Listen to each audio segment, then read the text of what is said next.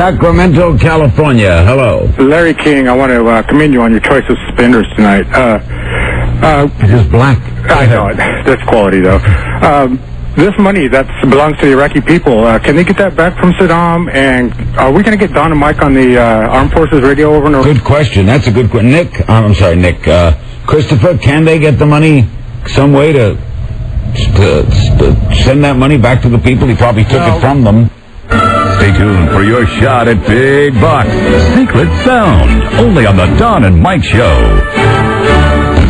This episode deals with the inappropriateness of racial invectives and contains coarse racial slurs. Viewer discretion is advised. Everybody loves Don and Mike. Hey, kids, could I talk to you for about 30 seconds? This is Elvis Presley. I ask you to listen. Now, here's a song. And yes, the rumors are true. They smoke, they drink, they use bad language in this company. They're extremely rich and they can flash more bling than most posses in this room. Stars they are, and God bless them for that. Washington, our number is 877-365-3636. You can also call 1-800-636-1067 or try our super double secret Washington number 202-432-1067. But please don't call us. This is ghetto-licious! Everybody's very stressed at our house today, aren't they? Yes, I am quite the Oh, now, What? that has to be dumped out. You're not going to believe this! Whatever happens, you're safe, John. You could walk away with $7 million, maybe more. We're not talking just you money, John boy. We're talking everybody money. Everybody. Wish me luck. I just pray you get it. I really do. Thank you, John. I appreciate that. Alan Limewine is not available right now. He's in the hallway picking up a penny someone had dropped. Press 1 to leave your message now. Did you wash your ass today? Alan Limewine is not available right now. If you haven't received your prize, stand over and kiss your ass goodbye. Half off from Infinity Radio. Well, I'm sure you're wondering why I'm here. I think you're here because you want to know why I'm not fighting back. Because despite it all, you got some odd sense of fair play. And you're kicking my ass, going from feeling like easy pickings to out and out bullying. I just feel like there should be some back and forth between us, you and the committee. I give you back and forth on Social Security, relations with Israel, on the Dow Jones, defenses, almost everything, but not that. Not my personal life. It's just nobody's business. Well, that's not what the people will tell you. The people will tell you that it is their business. You know what? You're young. It's okay. It's okay. You're young. And I'm just going to choose to be amused by your naivete, give you the benefit of the doubt. I tell you, I just cannot believe the things that come out of this lady's mouth. What's up, Bruno? Hey! Come on, maybe a bunch of blocking traffic. That's no way to address stirred drinks a lot. Come on, let's get you inside and scrape the gum out of your hair. Okay. Hey, Mike, what's your favorite radio station? I must say, from where I sit, I am truly enjoying your colorful patois. Men lie, we live lie. For instance, every man in this room is hiding some porno in his house. Every man in here got a pornography stash in the crib. Not an illegal amount, just enough to get you by. And when we hide porno, we go all out. It ain't behind the refrigerator, under the bed. No, we become Batman when it's time to hide the porno. That's right. You hit the light switch, the whole bookshelf shifts to the side. You go down 2 flights of stairs, you see a porno seller. Janet Jackme, yes. Toby Kai, Gina Davidson, that's right. Hi. Okay. Hi, Don and Mike. We appreciate it. Thank you. Hi. Welcome to our show. Hey, Don and Mike. What you don't know could fill a book. It's the Don and Mike Show, and they'll say what they wish. Where else would you rather be than right here, right now? Well, now we know. Now we know for sure. Yes? Because we're only on one radio station right now today. Right? And now we know these guys come with this place. Man, I was hoping that we lost them. I was really hoping they were gone. I thought they were all network guys too, Mike. Based on a true story, Damn it. he was an Nazi with one true enemy, himself.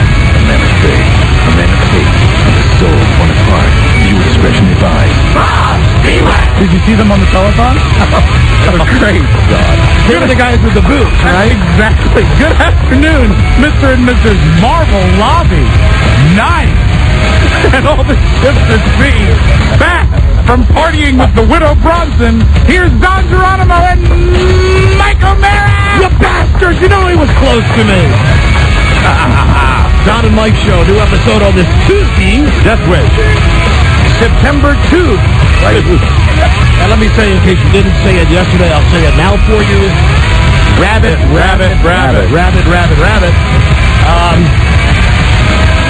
Well, before I give the phone numbers, let me introduce Buzz. Hi, Buzz. Hi, Don. Mike. Buzz Burbank here. Howdy, Buzz. Is anyone listening? Hey, what happened? Shut up! Did you wash the ass today? Someone called for a doctor? There you go. Well, the opening is... There it is. There you go. Took us a second to get on the air today. No. On 106.7 WJFK. Welcome. At 306. Local time. No need to say that, Buzz. Yeah, I guess that's true. No need to say that, being as the only people hearing this show right now, gentlemen, are the good people who have always been listening to the show, gentlemen. Here, now, in control in Washington, D.C., and greetings, and we're back. That's it. We're back. And we told everybody that something was going to happen on September 2nd, and something happened on September 2nd. It did, and we will let you know as soon as we know. Now, this is really... It's quite odd. It's quite nice that, at least for today's show... Feels good. Oh, why not? Why not? You bet your ass on today's show, when the car company comes on, when the traffic lady comes on, the traffic won't be 10 seconds. Because we don't have to worry about fiddling with the network time today. Wonderful. So we'll be able to have longer traffic for you. And I know that's something that's really a complaint. Yes. So hopefully we'll be able to get some better traffic information. Good. More, a little bit more of a wide area, because there's so many areas that are effed up around here now that people will appreciate that. And for now. Or maybe forever. Forever or for now, we don't know. And for quite some long time, all we knew was what you told us. So, a lot of people out there thought that we were simply beating on our chests, doing that whole, untamed disc jockey King Kong thing for the last 3 months. No, we were really doing what we've done before, which is expressing our frustrations. And, we're playing chicken, and no one's moved away yet. So as of today, and maybe for tomorrow, and there it is again. For the Hi, Alan. Perhaps foreseeable future, we're heard exclusively on 106.7 WJFK. I'm proud of it. Now, we feel very bad for the people who listen to us. So we're told. Really, I have no faith at all. As far as we know. Do you know what I mean? I just thought of that now this very moment. I could take a call, and I guarantee it'll be someone saying, where are you calling? Where are you today? That's fine. You want to take... Now, it says 916. That's Sacramento. Let's see. They'll probably call and say we're on, because that's the way they work there. Don and Mike Show. Hello? Hey, are you guys messed up today? See? Well, what do you think? Well, I just turned it up. I didn't hear that. And Sacramento calls would not be bright enough. Hold on. To be able to enlighten us. Let's go to area code 908, wherever that is. Hello, Don and Mike Show. Or it's another Sacramento call. Sorry. Hi, Don and Mike. Hi, how you doing? We're doing very well, thanks. You guys are on the air today? Yes, we are.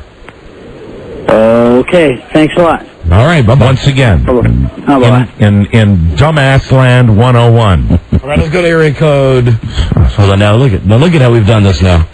We've actually prepared a list of area codes for me. Very good. That'll be handy. Okay, the area code 609 is, that's New Jersey. We've been gone there for a while. 856. No. 571. They change those pesky area codes all the time. Hello, Don and Mike. Hi, when are you guys going to be back on live? We are back on live right now. We're doing the show now, and we're talking to you on the show. Man, that makes your flesh crawl. What is that? No way.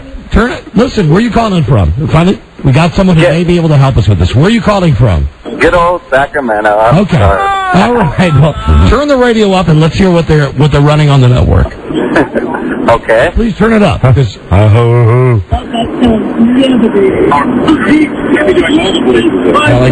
I can't make that out. No. Do you want to hear it? You want to be able to hear it? It obviously, from the monosyllabic grunting that I'm hearing, it's our show. That's scary. Yeah, that's your show. You want it up higher? No, that's okay. All right, thanks. No, goodbye. Bye-bye. All right, so that question has been answered. Good, I'm glad we got that answered. That, we were actually told before the show that was a possibility. Yeah. That we'd be taken off the network. Yes. So here we are, and we're very happy. And for everybody listening in the other cities that can't hear us right now, we're sorry. And, once again, I reiterate, we'll let you know when we know. We don't know. Yeah, we don't. just don't know. We don't. We don't know. It's funny. We really don't. But when you say that, it makes it sound like you're questioning us. No, not at all. I'm agreeing. None of us know. No one knows. I enjoy the fact that you're apologizing to people that can't hear you. Yeah, right. F them. You're having trouble hearing the Don and Mike makes no sense whatsoever. No, but because I believe that somehow the word will get back to those fine people. I don't want those people to think, even if they're in our rearview mirror, that we just packed up our tent and left without saying anything. No, and I hope that's not the case. But anyway, I'll accept whatever our fate is. As for now, we're happy with this. As we said we would have been all along. We said we'd be happy being syndicated. We'd be happy if we were just a local show. Right. And for today, and from the talks we had with the guy before the show, I don't think that there's any big major plan to turn the switch back on tomorrow. I don't know. I don't know. So anyway, I don't know. Here we go on WJFK. But as maybe you could tell with the tapes, we prepared for this eventuality. See? Listen up, you BM eaters. From Washington, D.C. on WJFK, you can call John and Mike toll free at 1-877-365-3636. They're ready to believe it. There it is. We got it. It's there. We got it. So anyway, here we are on WJFK. Now, I'm going to have to stop myself from giving the time all the time because you don't want to hear the time. We didn't give the time all the time before we were syndicated, really. I know. We gave the time all the time when we did mornings. Right. We gave the time religiously. 3:12. I'll stop doing that. 12 minutes after 3 o'clock. I'll stop that. And then you'd say if you have to be somewhere and you do that. I would only do that as a goof, 48 minutes. Yeah, okay. So I get somewhere at 4 o'clock. Do that. Anyway. I'm a tard that way. Hi there. How are you doing? How about that rain, huh? Ooh. Oh, God, stop it. Now you're making me laugh. Chance of more T-storms today and tonight. Oh, T-storms. Tomorrow, God crying again. High 80. Right now, northwest 81. We sure lucked out over the weekend, though. That front didn't grab us as much as I thought it was. Could have been worse, yeah. So, listen, here we are with the show, and we're going to down in Dumfries. We had some very pleasant weather. It was not bad in Virginia either, Mike. Dumfries is in Virginia. We've worked so long. Dumfries is in Virginia. Oh, you're right. Come on. You're right. I'm sorry. Be local. We've worked so long. We've worked so long at not being local. Right. Mike, this just into me from the National Weather Service in Sterling, Virginia. Yes. Dumfries is in Virginia. Current temperature in Dumfries, 81. WJFK. Here you go. God. Got it. This will be fun. This will be fun. Even if it's short term, this will be fun. And if it's long term, so be it. If it's long term, it won't be this pronounced. Yeah. Trust us. Oh, yeah. I mean, come on. We'll do what we've done all the time. We never did. It's like the first particular. We used to defend ourselves against that. Right? Yeah, but it's not doing a show that's too local. Remember that? Yeah, yes, I know we did, but we only did that because that was the only argument that we could take. But what I'm saying, my point is, and I'm being very inside here, is that before we went national, we didn't do a particularly overwhelming local But we show. did say WJFK. We did. We just didn't talk about it. The weather. It's funny. This is making me laugh. We did do the weather, right. and we did. You did those. You love those little weather jingles. Oh, I do. And we did talk about whatever was happening around here. Yes. And speaking of, what's up with that mixing bowl? That's crazy. Killing me. I mean, Jesus Christ. And I don't know about you, but 2 quarterbacks? Bye-bye, Danny Werfel. We're just getting our sea legs right now. Yeah. We're just getting our sea legs. Actually, there's something quaint about this that we're only heard here in our hometown. This is not necessarily a bad thing. No. If the other thing goes back, that could be a good thing too. I understand. It's all good. Now what? I'm just going to say, it doesn't feel all that different. It really doesn't. It's funny, is what it is. You know me, I've been laughing for about the last hour. No, I agree. I have been laughing. I've almost been laughing before this whole thing went down, because it's just it's silly. Yeah. And you don't know all of the different possible variations that we planned for today. We had one. Robbie, do we still have the tapes? We got one set of tapes with the phone solicit saying, from Baltimore on Live 105 and Ocean City on 96 Rock, because we thought that they might be joining us today. Yeah. But it ended up, It's been kooky and crazy. Just here. It's been more interesting than Arnold's political campaign. On WJFK. Yeah, and so we was with the black girl. I don't know if you read the stuff in We Magazine about him. To orgy. I had the big orgy. And I had the big thing. I was just talking. I didn't mean anything. He's getting more and more scrutiny. And you know what? He's got a debate. They can't. Are they going to have a debate? There will be a debate. One debate 2 days before the election. That's such crap. In Southern California. They ought to have 5. Yeah. So, yeah, absolutely they should. Listen, how's everybody doing in the Beltway? How you doing outside the Beltway? Sorry about that California talk. Yeah, Ixnay on California came on. I'm real sorry. Ixnay on that. Right, and you won't hear Kansas come out of my mouth. Gee, Buzz, you think your dad is happy or sad today? I'm not sure he noticed the difference. There you go. Because there's probably a lot of people who just don't notice the difference. At first, yeah, I'm sure that's true. No, I'm sure maybe through the whole show. Maybe through the whole week they won't notice the difference. Anyway, here we are on WJFK. Very good. Hello to all of you from the Apple capital of the nation's capital.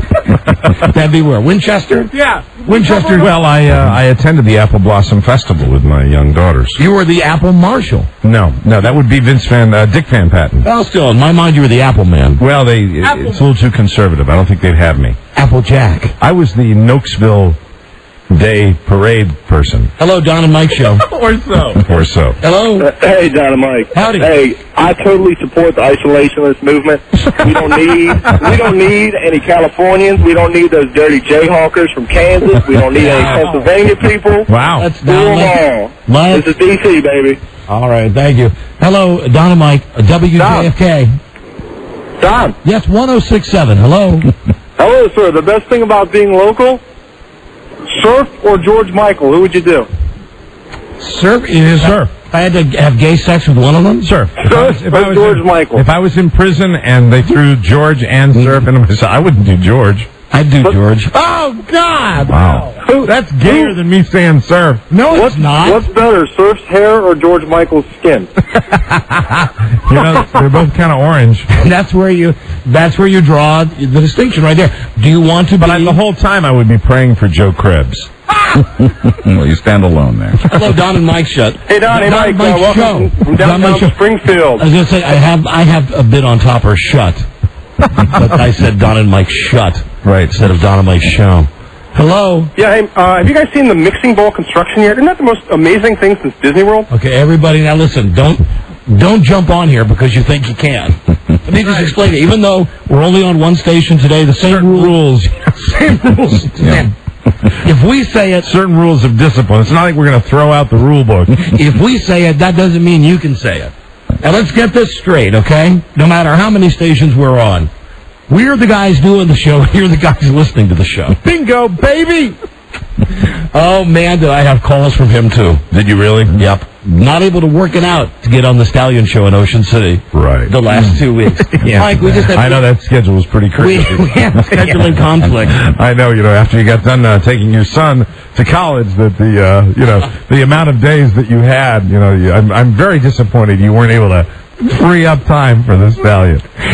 You know what? Because I know you really wanted to do that. And I wish you could play them. You can't play here's another fabulous rule. You can't play a message on your cell phone, even if it's on your cell phone, if it's from somebody else without their permission. Right. So I have to get this guy's permission And I still don't know how he got my cell phone number, but the messages that this guy Stallion left me. Stallion was trying to get you to go on his show personally? From OC? Yeah. Right. Dying to have me on. And as we were down there for the last 2 weeks, down at the Ocean Hunt, watching this thing on the cable access, he kept mentioning, hey, it's a Stallion Bingo, baby. Going to have a very special guest on next week. I know it. I can't say who it is, but going to have a very special guest on.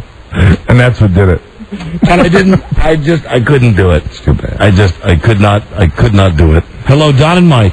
Hey, guys, well, at least it's going to be easier to get through now. I was only on hold for about a minute. Yeah, well, it might be easier. See, you're calling on the 202 number. Right. The other numbers are still totally jammed up. All right, thank you, though. Smart one. What? He's gone. Well, all right, well, suck me. How's that? How you like that? How you like me now? There's enough hate to go around, too, you know. Hello, Don and Mike show. Is this a live show? Yes, on WJFK. Hello. Great. Okay. You guys are back then. Yeah, we are back. Wonderful, wonderful. We're here talking to you now on JFK. I know you are, and this is Don, because I can recognize your voice. And Mike. No, I'm talking to Don right now. No, but Mike was on at the beginning of the call as well. Okay, I hear you, Mike. I hear you. Yeah, we're actually both speaking to you right now. Sorry you haven't been able to get that concept after 18 years. No, I have the concept. No, you don't. No, I mean, I don't want to be difficult, but you really don't. At the beginning of the conversation, even though I did say Don and Mike show, and then I said JFK, Mike did say... I didn't hear Mike then. I'm sorry. Yes, but I mean, you see, you would know. I hear you now. You would know that we're both talking to you when you call in. Even if I'm speaking on the rare occasion... It speaks to that rule book thing we were talking about before. No, on the rare occasion that I'm grasping for oxygen and Mike gets to get a word in, even then, you know it's both of us here. Absolutely. We're like those Siamese... And that's the word I say more than anything else. Absolutely. Siamese twins. Hey, can I tell you, ask you guys something? Yes, Joined in the penis. I have a suggestion. Joe has not let me on many, many times. Why is that? I don't know why. It's the first time I got you guys on, and I'm happy. Let me just say, you're a great caller, Ass. I have a suggestion for the sex quiz. Have you been calling often, Ass? Huh? Have you been calling often, Ass? Often? Yeah, I mean, do you call frequently, Ass? Yes. Now listen, hold on. Do you pronounce it often or often, Ass? Often. You pronounce the T? I guess I do. Why don't you, can you turn your radio down, Ass? Big knob, turn it to the left, yes. Did you get to it, Ass? Yes, I turned it down. Thank you, Ass. Well, come on, Ass. No, I have a suggestion for the sex quiz. Yes, silly ass. The one with the question where you say, have you... Yes, dumbest of all dumb asses. Have you ever had sex while menstruating? You could add a question, have you ever got the red badge of courage? Oh, God. Ass. Why not? Listen, ass. There's a real good reason that you are doing whatever you're doing now, running from the police, whatever it is, and we're here doing the show. And what's that? Are you eating something? No. No. I'm drinking coffee. Okay. Listen, ass, we appreciate the fact that you're a listener. I'd like to taste that backwash. There are some people who are listeners and some people who are callers. You're just a listener, ass. I call too. Joe shows great judgment in not putting you on it. I tried to call about your sleep apnea thing one time too. You know, Mike, I don't sound like you got it. I don't. Yeah, I do. And I would like to know if you're still using that machine. I don't think we have to hide under the fact of under the radar the fact we're calling him an ass. No, I don't use that machine anymore. I'm getting rid of mine too. I said I don't use that machine anymore. Did you hear me say that? Yes, I did. Yes, I did. That's a good ass. I don't think you're a very good listener, ass. Why are you guys being like this today? We're not being like anything, ass. Because of you, ass. Hey, ass, how come you just don't move to Sacramento, ass? That's where I'm calling you from, near Sacramento. Wait a minute, hold on. We're having this conversation with a guy who can't even hear the show? That's why I wanted to know. Where are you calling from, ass? I am near Sacramento, you fat bastards. All right. Well, ass, how come you didn't just ask us, ass, how come what you're hearing on the radio is not us talking to you, ass. Because I figured this, you guys went on vacation. You never figured anything out in your life, ass. And they're putting this other crap on. I mean, it's an old show, evidently. But we're back. We're back from vacation, ass. Well, then, but I guess we're not going to get you in Sacramento anymore, right? Ah. There you go, Gold Star, ass. And incidentally, wait a minute. It's after Labor Day. Shouldn't you be holding up a stop and go sign somewhere? No. That's why I called, because I didn't know exactly when you guys were getting back. Well, we're back, ass. And I knew that once you got back, that possibly we might not get you anymore. We don't, listen, ass, we don't know what's going to happen. And they're not, they got an old show on. You're talking about, all right, we don't, it doesn't matter. Yeah, it doesn't matter. We got that, ass. All right, thanks for calling, ass. Well, are we going to get you on? We just answered that question, ass. We don't know, ass. Okay. All right, ass. So you guys are on back there now. Well, it's nice. It's nice that I got you guys and not Joe. You know. Yes, ass. I don't think an oil drilling pipe, one of those little big ones that they use offshore, could get through this cranium. Can sleep apnea ever cause death? Yes, it can. Yes, it can. Return that machine today. Well, I am. I'm going to get rid of it. Ass, thank you. I can't handle it. Thank you, ass. Can I ask another question?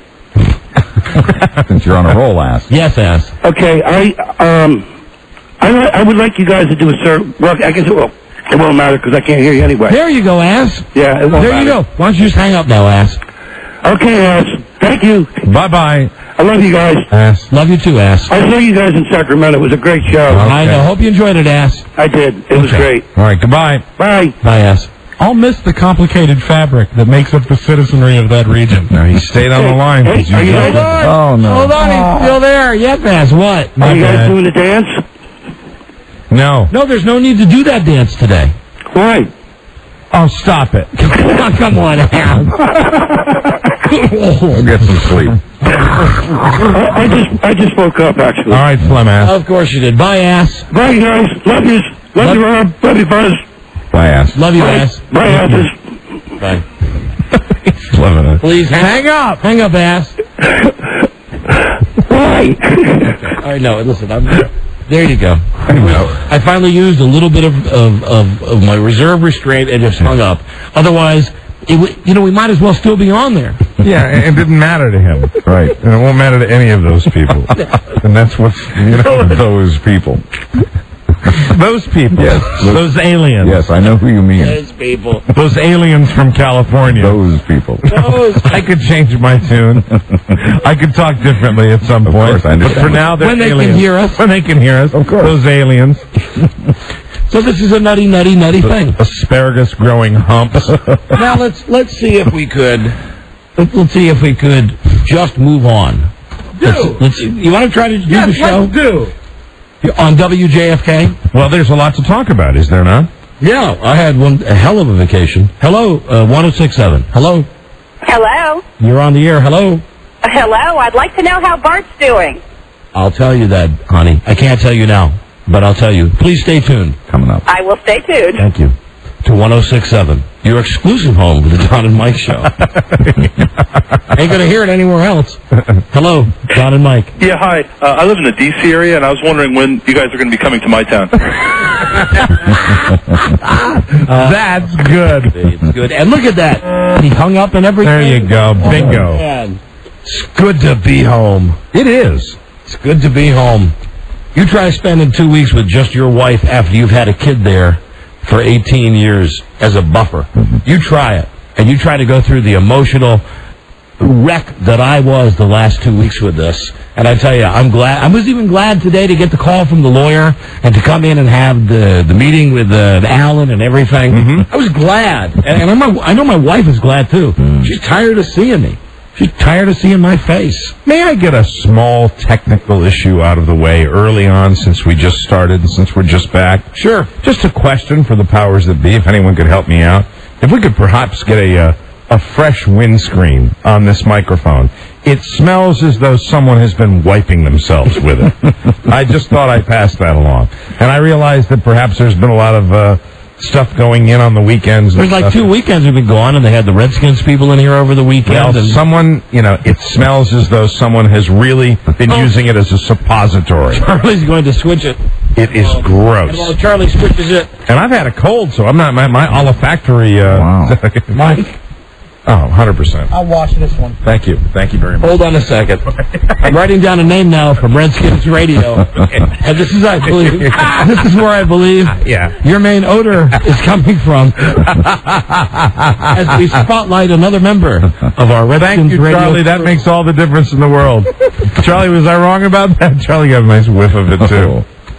Yeah, that's pretty nasty. Yeah, not only do we have all the vacation stuff to get to, we have the Jerry Telethon, and I don't know if anybody besides myself and Rob and Rob's father bother to watch this thing anymore. I did not watch the telethon. What I did watch was a lengthy interview with Larry King, with Jerry being Jerry. But this telethon, I don't know if we are going to be able to explain to you, get the point across visually, how he looks. I told Rob at one point yesterday, we were on the phone, I said, he looks like a cross now between Burt Reynolds and Jiminy Glick.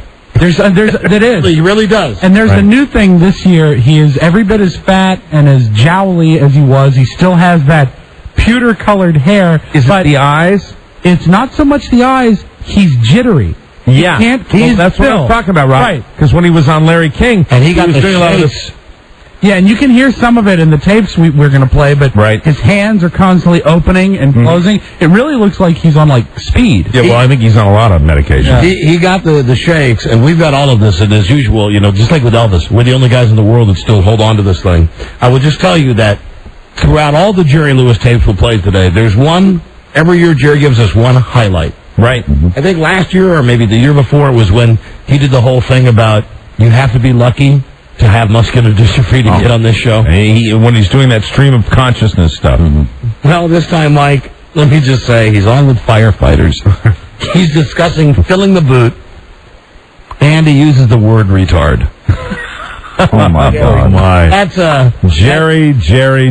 Still to come on today's show. Wow. Jerry Lewis. After a bunch of just purging from me, and then purging from Mike. Yes. We've got so many issues. I figure, why go to the psychiatrist this week? No need. We've got a Tuesday show, and it's a Tuesday. It feels like a Monday. It does indeed. And I'll tell you something else that I'm not caught up in. I'm not caught up in the NFL fever down at the mall. I'm tired of seeing all of the news crews down there like it's a happening. I'll tell you, we've been to these things before, this giant NFL experience down on the mall. Here's what it is. You wait in line for 20 minutes to have a guy throw a football at you. Right. And then you catch the football. But after you catch the football, you got people from Old Spice deodorant coming over and giving you a piece of paper about that. And you got a guy from the New York Stock Exchange giving you a piece of paper about that. And you can buy something everywhere. And I feel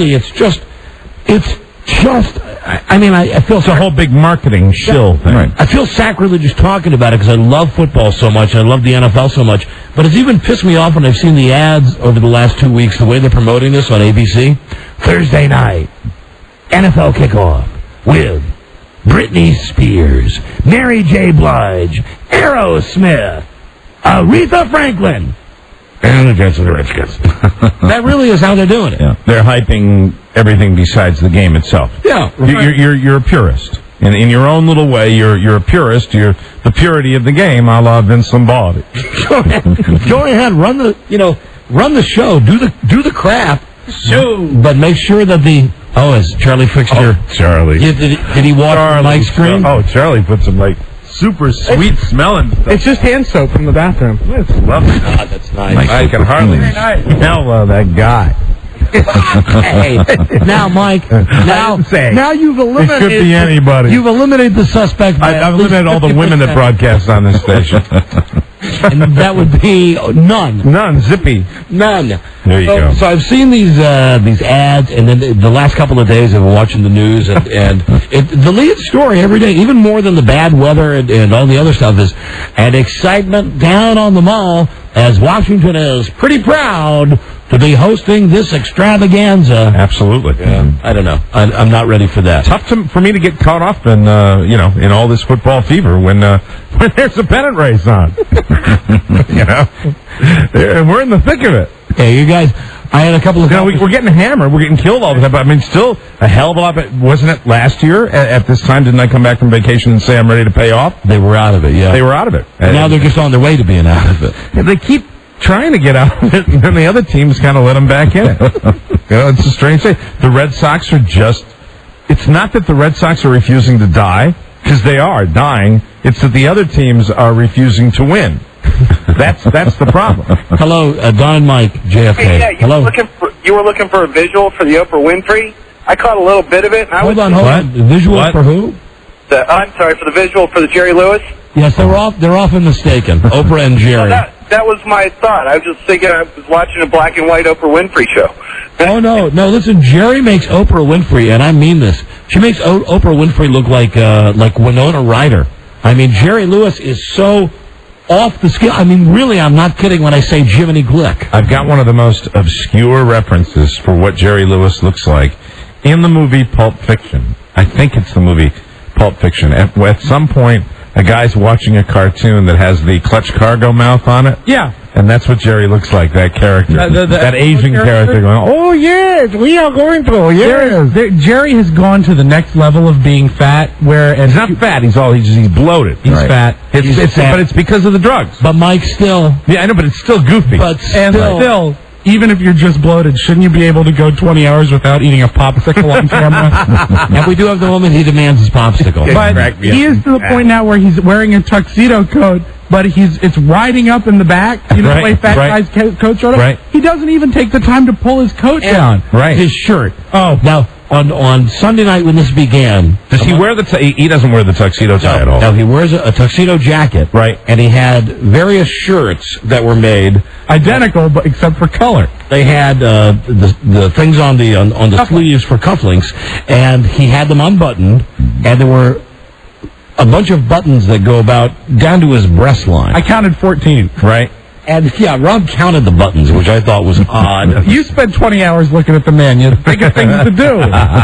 But he's just, beyond the fact that I'll give him the benefit of the doubt that he's not feeling all the medication. Yeah, well, it's part of it, yeah. He looks awful. And the thing about this telethon this year is the fact that it wasn't so much about Jerry's kids, and it wasn't about raise money for MDA. Was it Jerry's health? No, it was a tribute to Jerry. And there's at least one or two moments that I have to pull out and play for you where they had a kid from Baltimore. And, this kid is a well-trained little actor. That when he gets up on the Jumbotron, right, and Jerry says, you go to Baltimore, you're Matty, or Marty, whatever his name is, his little kid starts giving Marty starts giving a speech. Marty starts giving a speech, but it ends up being, Jerry, you're my hero. Jerry, we're all here because of you, Jerry. Jerry, you are the greatest, and that's the moment that it clicked. When I made like my 8th phone call of the night direct to Rob's house. And Rob, we should just get an open line now. We should have that deal where we don't have to actually dial each other. I've been saying it for years. You just pick it up and it's an open line because I call them up and I use Dixie cups. You guys look close enough to each other. It's just Jerry. It's all Jerry. All the people that they have parading out who are, and they bring these people with this illness out. They parade, and I dig this, I know what they're doing. They parade them out to get your sympathy, so you feel bad, so you call to help this worthy cause. And without fail, everybody that they called out to tell their sad story started with their sad story, but immediately went right to, and thank God for you, Jerry. Yeah, and they're coached. And Ed, towards the end, has some great Ed moments when he says, this is the best telethon ever. On television. Jerry! So we've got... How are you, Jerry? We've got plenty of that. Good. We've got a chance of rain. Yeah, through tomorrow. Look at how dark it is outside. Yeah, it's raining again right now. It's amazing. As a matter of fact. No, Washington, D.C. area. I think we just say in the metro area now. Or I think we just say here. Yeah. anybody listening to us is here. That's exactly what we could say. Raining here. We had a great time here. We're here. And from Fairfax, and we're here. We're queer. We're not going skiing. I found out one of the real beauties of WJFK radio. One of the reasons that this is really the most bass-backwards radio station in the world. When Fredya and I drove Bart to Clemson, and then we made the trip back a couple of weeks ago, and I'll tell you in depth about that trip, and just really what a fantastic person behind the wheel my wife can be, what a help she can be with finding alternate routes. Right. But as we were making this drive back, we're noticing, if you get in your car and you drive the other way around the Beltway, towards the Maryland Way, you get over by Connecticut Avenue, and then you get over by 95, and like JFK sounds like this. Well, and we were saying that we were going to, you know that? Right. The signal goes the wrong way. Because if you get going the other way, on 81, I picked the station up an hour past Winchester. Yeah, it's incredible out there. We're coming back from Clemson, searching for anything on the radio to listen to that wasn't either religious or It's loud out there. It really is. And all of a sudden, I heard the nasal sounds of Pat Goss taking your calls. Lead products, lead. Why would you call me with that type of question? I said to Fredya, of course you should sell the car. I said, look, the sign says we're 147 miles away, and we're picking it up. Someone should go to that gigantic tower thing and turn it the other way. Yes. It would be a brilliant idea. It's going the wrong way. All these rules. Jesus Christ. Just have, Wendell shimmy up there. I'd pay for that. I could get him to do it. I would pay for. I know you could, but then, Mike, that would be on your hands. I'd be an enabler. That death would be on your hands. I was going to get turned over. I'm going to fall. I'm a bird. I'm flying through the air, sir. You know what you can do, though, to get him up there? Just hide a six-pack up there. Or don't even hide a six-pack. Just tell him there's a six-pack up there. Absolutely. See where those red lights are? Be done in a second. There's a six-pack of Miller Lite up. Here I go. Watch how fast I can move. Okay, now, Rob, I forgot about the contest. Do we have a winner on Secret Sound, or have we given up on that? No, and I don't think we have. Then pull them out. Wow. All right. They're back there. Pull it out. I had to pull them out. Go ahead. Let's see if we can give away this money, this $500. 877-365-3636, one head. Don't have to say that, Rob. We'll give it to a local winner. Not necessary. I know, but it's funny. 877-365-3636. Call 100 right now. Good luck. 342. We'll be right back on JFK. You're listening to 106.7. Oh, I hate that guy. Don't we have any with the new guy? The old guy, you mean? That's the only guy we got? No, this is the new guy. Did I say old guy? Yeah, you said, don't we have any with the new guy? And I said, you mean something with the old guy. I meant the other guy. That's all we've got. That's all we got? 106.7 FM. 106.7 WJFK. Ugh. Where's some of the old guy on it? Rob just went running out of the studio to fetch something. Let's see. NASCAR Winston Cup race. Infinity broadcast. Yeah. WJFK FM Manassas, Washington, D.C. That's what I want. That guy. Play that. You'll like it. You'll like it. Okay. 343. And does Car County have longer traffic now? Here you go. Yeah. Here you go. Be right back. WJFK. Infinity broadcast. Try number 3. Working great now. Wait a minute. Well, at least this is... You know what's better, too? What? I don't want to, root for anything, but, man, it's fun because all these mistakes and stuff, everybody hears everything. Yeah, I know. You know, a lot of times when we really screw up, you can only hear it, now I guess everybody could hear it locally anyway. Yeah, but we didn't screw up as much.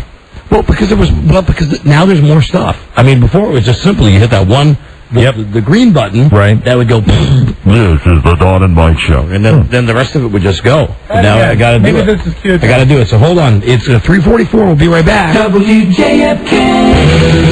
And now, Jesus, give me another chance. It's quaint. I was talking with somebody. I'm proud to tell you that I believe it's September, so this is the month.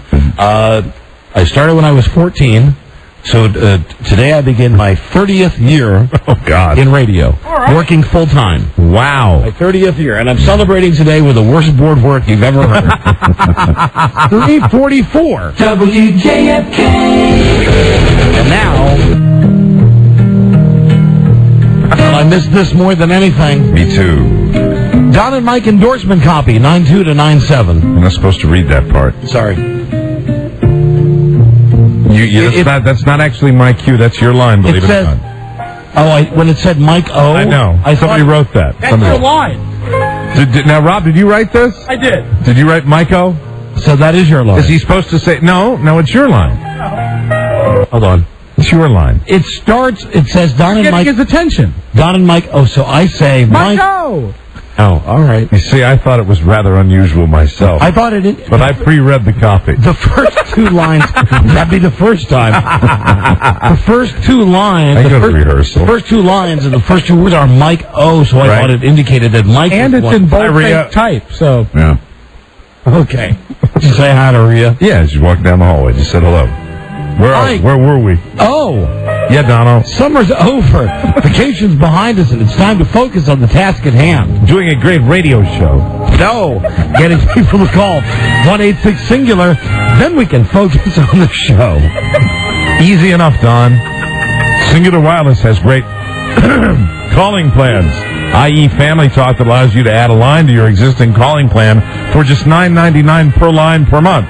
Your entire family can share one pool of minutes, one bill, one easy plan, and enough lines for the whole family. Switch Singular right now. You get a $25 Singular gift card, good towards phones, accessories, or even airtime. And you can get the Motorola V60 phone free after a $50 mail-in rebate and trade-in credit on your old phone when you sign up for 2 years of Singular service. Tell them you heard Don and Mike sent you. Restrictions apply. Blah, blah. And 354, hold on. National Weather Service tornado warning. Oh, no. In Stafford County. Okay, good luck. Hi to everybody in the trailer park. Current temperature is 79. WJFK. They're not here to make fun, not here to replace. They just want to bring back some memories. Don and Mike. And we had the chance. We were up in Ocean City. Michael Hoover was at the Fenwick Inn. You didn't go see Michael? Nah, I couldn't talk my wife into it. He's just here to make memories. You are a great crowd. Thank you so much. Anybody here never seen us before? No, I've seen you before. A couple of people. Well, our show is the memories of Elvis, and this is a tribute. Right. To the late king of rock and roll. We're not here to make fun of Elvis or take his place or anything like that. We're just here to bring you back some memories. Some memories. But they were all over Ocean City. I mean to tell you, had that guy who's really, as far as that genre goes, he's one of the regional kings of Elvis impersonator. A regional treasure. You had another Elvis tribute band that was going on the boardwalk. You had the Jimmy Buffett tribute band. Right. You had the Beach Boys tribute band. Mm-hmm. And the one that sickened me most, the Hot Rod Stewart tribute band. Ew. I never heard of a Rod Stewart tribute band. You missed the big show in Exmoor, Virginia, which was the Let Me Be Frank With You, Frank Sinatra tribute, and his opening act, Black Elvis. You would have enjoyed it. It was pretty remarkable. We had to sneak out. Man, a Frank Sinatra tribute band. Yeah. All right, hold on a second. Let me do this. JFK, hello, Don and Mike show. Caller 100? Yes, my friend. Hey. Now I hope you were listening for the last couple of weeks, because you can win the money and end this contest. I'm going to try my best. We're ready to move on with a new contest. And I've got to tell you. Not near as much as I am. Oh, really? Yeah, well, I mean, hey, once we get this one over, and once I finish this, then we can go to the next one. Okay, good. I think we'll bring back something like pay your rent or the very good cash call. Mm-hmm. Let me see you won the ESPN Game Plan prize pack. Courtesy of ESPN. Subscribe to ESPN Game Plan today. Call 1-888-COMCAST. And you got tickets to see the Red Hot Chili Peppers with Queens of the Stone Age Saturday at Nissan Pavilion. Give it away, give it away, give it away now. Go to NissanPavilion.com. Are you ready to play for $500? Sure am. Okay, we'll play you the sound now. Identify it, win the money, and the contest. 15 seconds. Mike plucks his musical selection from the envelope, which has not been pre-selected. Mike, are you comfortable with the choice? Yes. Please don't answer until Mike sings like the Divinals. Hey! Oh, good choice. Caller, name this sound. See, for those of us in the rock and roll college of musical knowledge, we know that Mike will be singing about a topic that's very close to him. And there it is again. I'd get down on my knees. I'd do anything for you. I don't want anybody else. When I think about you, I touch myself. Yeah. Yeah. Great song. and a great rendition, Mike. Yeah, perfect. For $500, end this contest. What is it? It's opening an umbrella that's automatic open. No. No? No. No. Oh, we're sorry. What is it, the other one? Okay, all right. Thank you. Don't forget that every guess is a clue for you. Mike, it'll do you no good now to write it down now. Now that you have the answer. Mike has a guess. He's walking on air. Have my answer. Mike is now writing closing a umbrella. Mike, it is closing a umbrella. And now we'll see if on tomorrow's show, anybody that was listening now... Technically, that's not it, though. It's... Do we just want to give it away? Give it away, give it away? Yeah. It's a folding totes umbrella clicking shut. Closing an umbrella, to me, is closing the actual I agree with umbrella. Rob. Well, I would have given it to someone if they said closing I think a umbrella. much too generous. A umbrella. Closing a umbrella. It's a blue one, too, if anyone needs details. You better have that detail tomorrow. It sounded blue.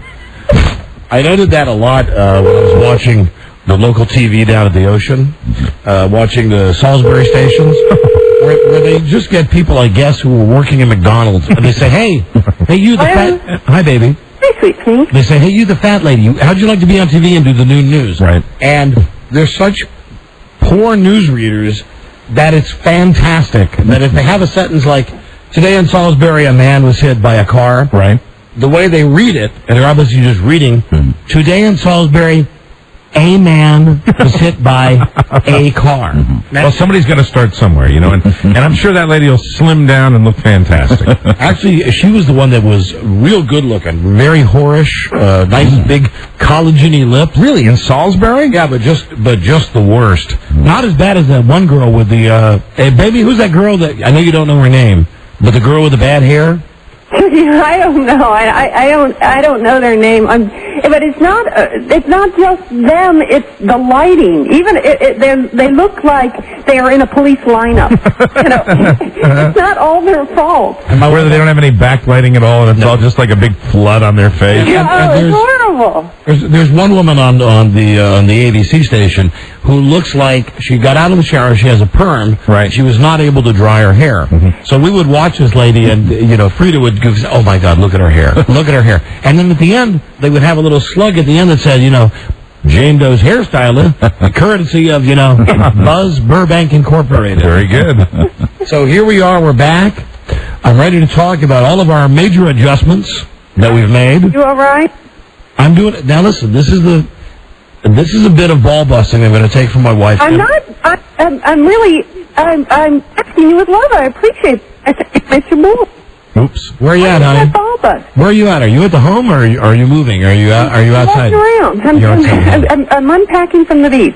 I crashed on this trip, and I don't mean my car. I mean, I absolutely had emotionally crashed. Yeah, about my kid going away. For all the talk that I did with Fredya about she had empty nest syndrome, right, and was going to break her up and everything. Totally the opposite. Wow. I wake up every day with a smile. Yeah, no, and this was part of our discussion, because we had every day of this last vacation together, every single day. And when you have every single day together with just you two, you talk about everything. So she, one day she mentioned, well, and understand, my wife loves my son. I know that, and she's the world's greatest mother. But she said to me, do you realize how happy I am? That every day now I wake up and I'm happy? I look forward to getting up. And why do you look forward to getting up? Because I do love our boy. But this past summer, when he didn't work, when he didn't do anything in the house, he wasn't pleasant lot, just because of the age, and I've talked to so many other mothers that are in the same boat. It's just like I was stressed every day. So she's happy that he's gone. Not that she doesn't love him. No, I'd be not abnormal. And I've said to her, it's the difference in being a man. Well, she was the one, though, that prior to his leaving, you had said was having all the problems. Well, I was having the problems, I think, because, it's one of those things you don't even know until you don't have that stress every day, how strung out you were. Strung out. I've never been strung out a day in my life. I didn't know how it aggravated me to have just the supreme sloppy laziness of an 18-year-old boy. And this is the difference. Sitting around in his shorts. I didn't even know till he was gone and happy and having a good time at college how that picked me up every day. See, the difference between her and I, or her and me, whatever it is that the correct thing to say, is that her and me. The thing between her and me is that I'd get home and I'd see, as my son would arrive from wherever he was, he would just drop clothes as he went along. If he was going to change his clothes, he'd leave his pants in the foyer. He would leave his shirt in the hallway. You'd see socks everywhere. This would drive my wife nuts. Seriously drive her nuts. I'd get home and go, kid's a slob. I'd go up and say, are you going to clean your room today? And he'd go, I don't know. I go, okay.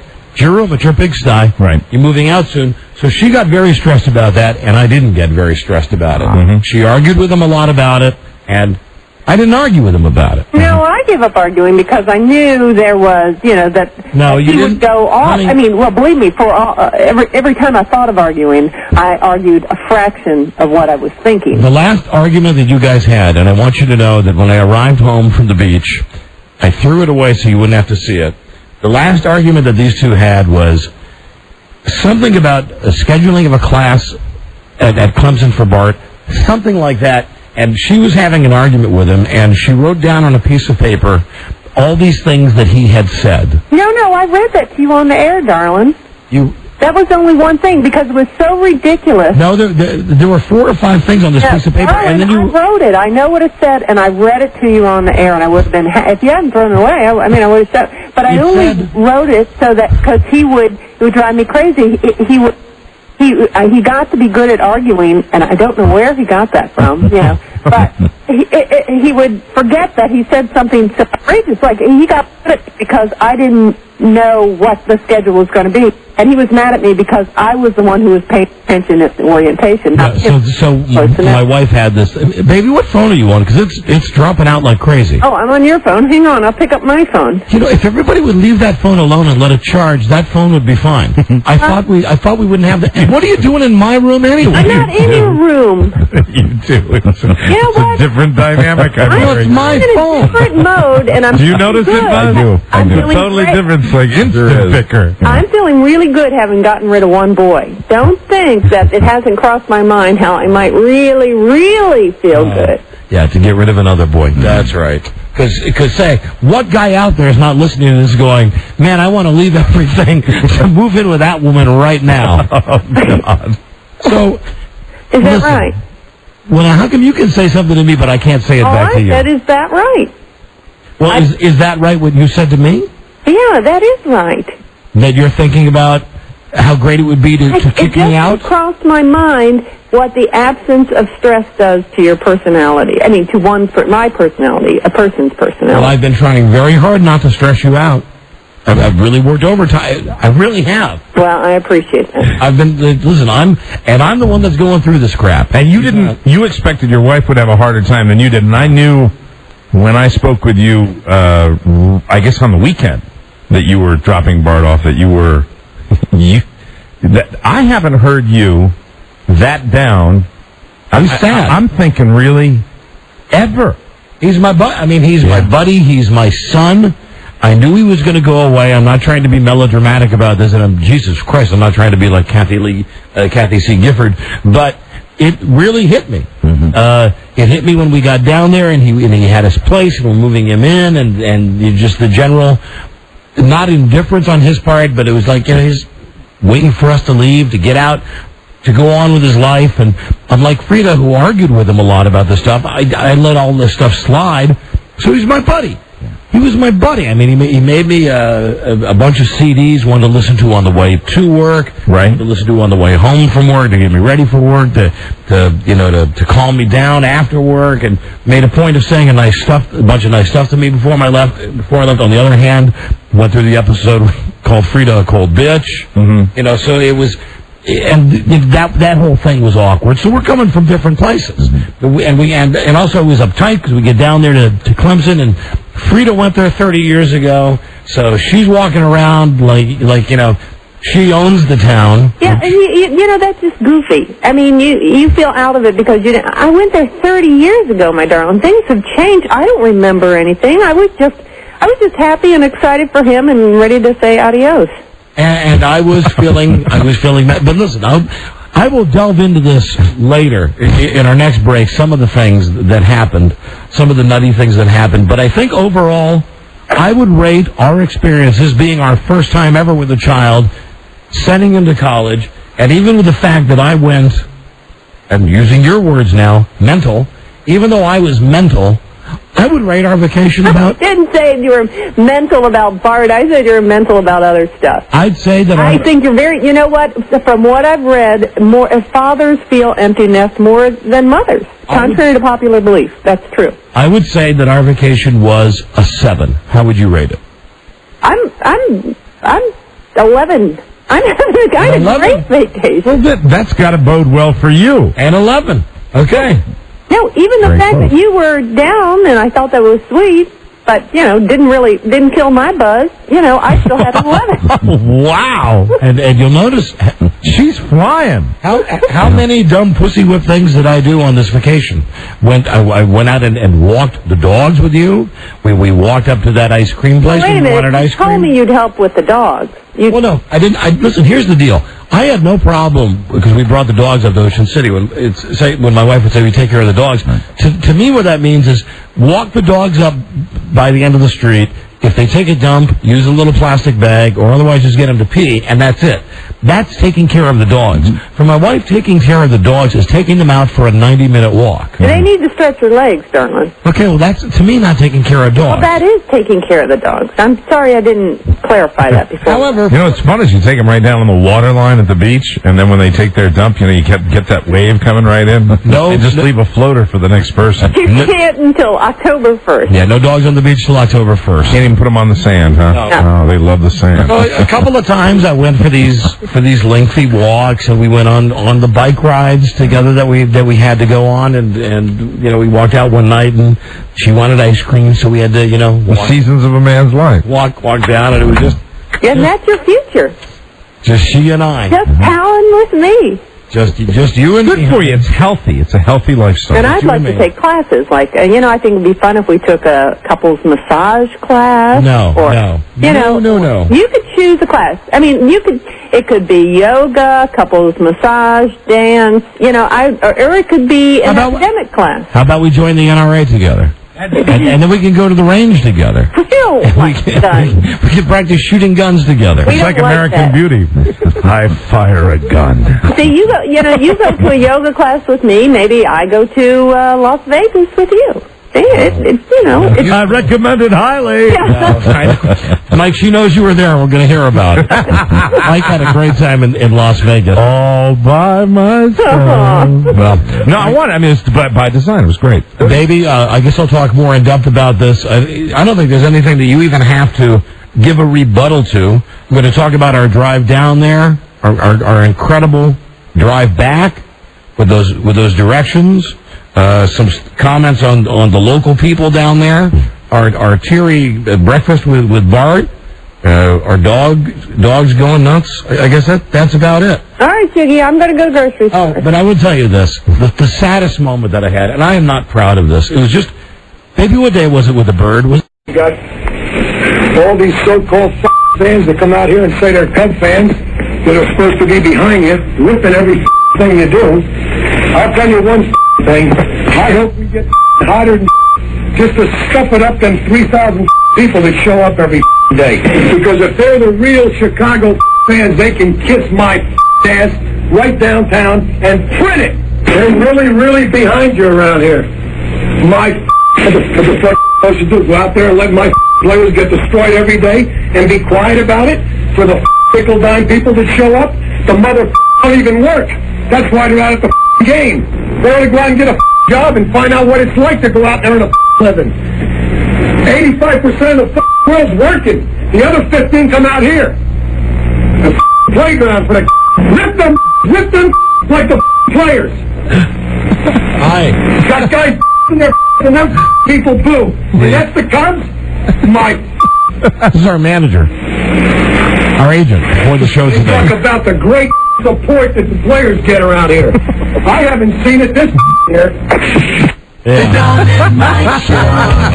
Washington. Our number is 877-365-3636. You can also call 1-800-636-1067. Or try our super double secret Washington, D.C. number, 202-432-1067. But please, don't call us.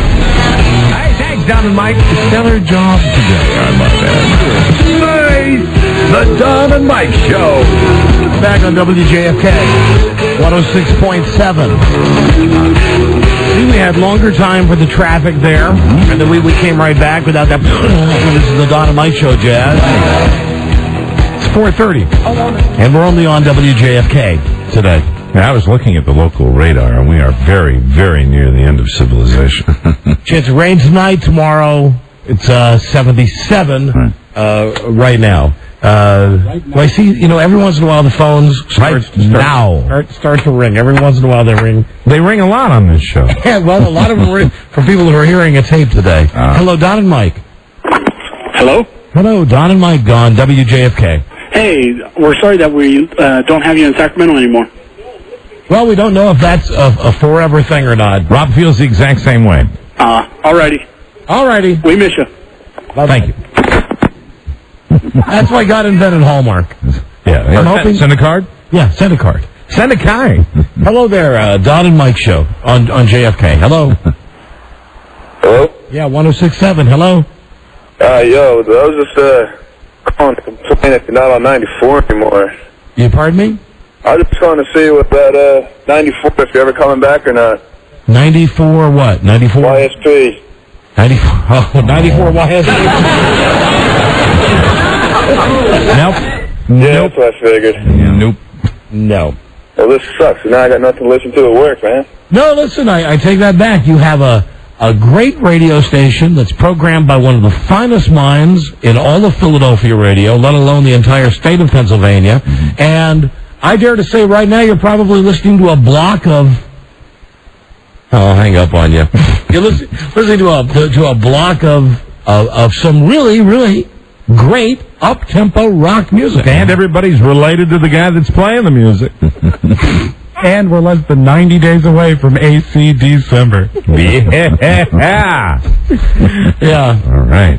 So we're walking a tightrope today. Yeah. Walking a tightrope. Just so you guys know, listening to us on JFK, and you're the only ones listening to us, there are obviously a lot of topics that we'd like to discuss today.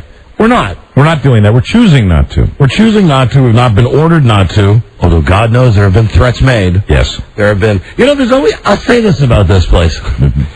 They're consistent. Yep. No matter who is in charge here, they're very consistent. Very consistent, and I think through experience, we've learned how to deal with the situation. And I think we're doing the best job we can. Yeah. I mean, we knew this was going to happen today. You still love coming in here and doing the radio show. Yeah, we knew this was going to happen today, and we knew that what was going to happen, like with us being taken off Westwood 1, at least TFN, was going to happen. We just didn't know that it was going to happen at 1:30 today. Yeah. And we should have. Yeah, we should have. Should have known. Well, now, I called you last night, and we didn't have the plans in place last night. I'm not talking about you. I'm just talking about we just should have known it would happen like that. Because that's the way they always do it. Hello, Don and Mike Show, because we're important, Mike. Yeah. Hey, Don and Mike, how you doing? Hi, we're doing great. Hey, did you see that news clip about the guy that was supposedly forced to rob a bank and had the bomb around his neck? Listen, maybe the greatest and most horrific tape I've seen. There's this a guy, Ohio, something like that. I'm not sure where. Pennsylvania. Forgive me, same thing. It's not here. There's a guy who went into a bank, and had a sign on that said, "I'm robbing you," and he also said somebody put a bomb to me, strapped a bomb, like dynamite on him and stuff. So the cops, what they did was they put this guy in the middle of the street and they handcuffed him and put him with his handcuffs behind him, and then the cops all moved out of the way, called the bomb squad in. And they thought that he might be nuts, and that he might be the guy this might be a ruse, that he's robbed the bank. Yeah. He's a pizza delivery guy. Well, as it turns out, and this is all caught on camera, they pixelate it out so you can't see. The guy's sitting on the ground for about 5 minutes. And it's like that movie with Rutger Hauer. And he blows up? The guy's head blows off. Oh my God. The guy's head blows off. Wow. Yeah. Wow. And it was, and the guy was an innocent guy that they had do they know yet or what? No, they don't know anything yet. Wow. How are they going to ask him? His head blew clean off. Apparently he was a pizza delivery guy, and he claimed that they forced him to go in and rob the bank, and then he blew up. Well, I would figure that the fact that his head blew off would probably lend him a little credibility. Bingo. All right, see you later. Goodbye. Okay. The rest of the vacation for you've heard part of it. The part with Fredya. Fredya, hold on. Here's a joke from Rob. Good one. The bomb was set to blow up in 30 minutes or less. There you go, pizza delivery joke. Thank you, Rob.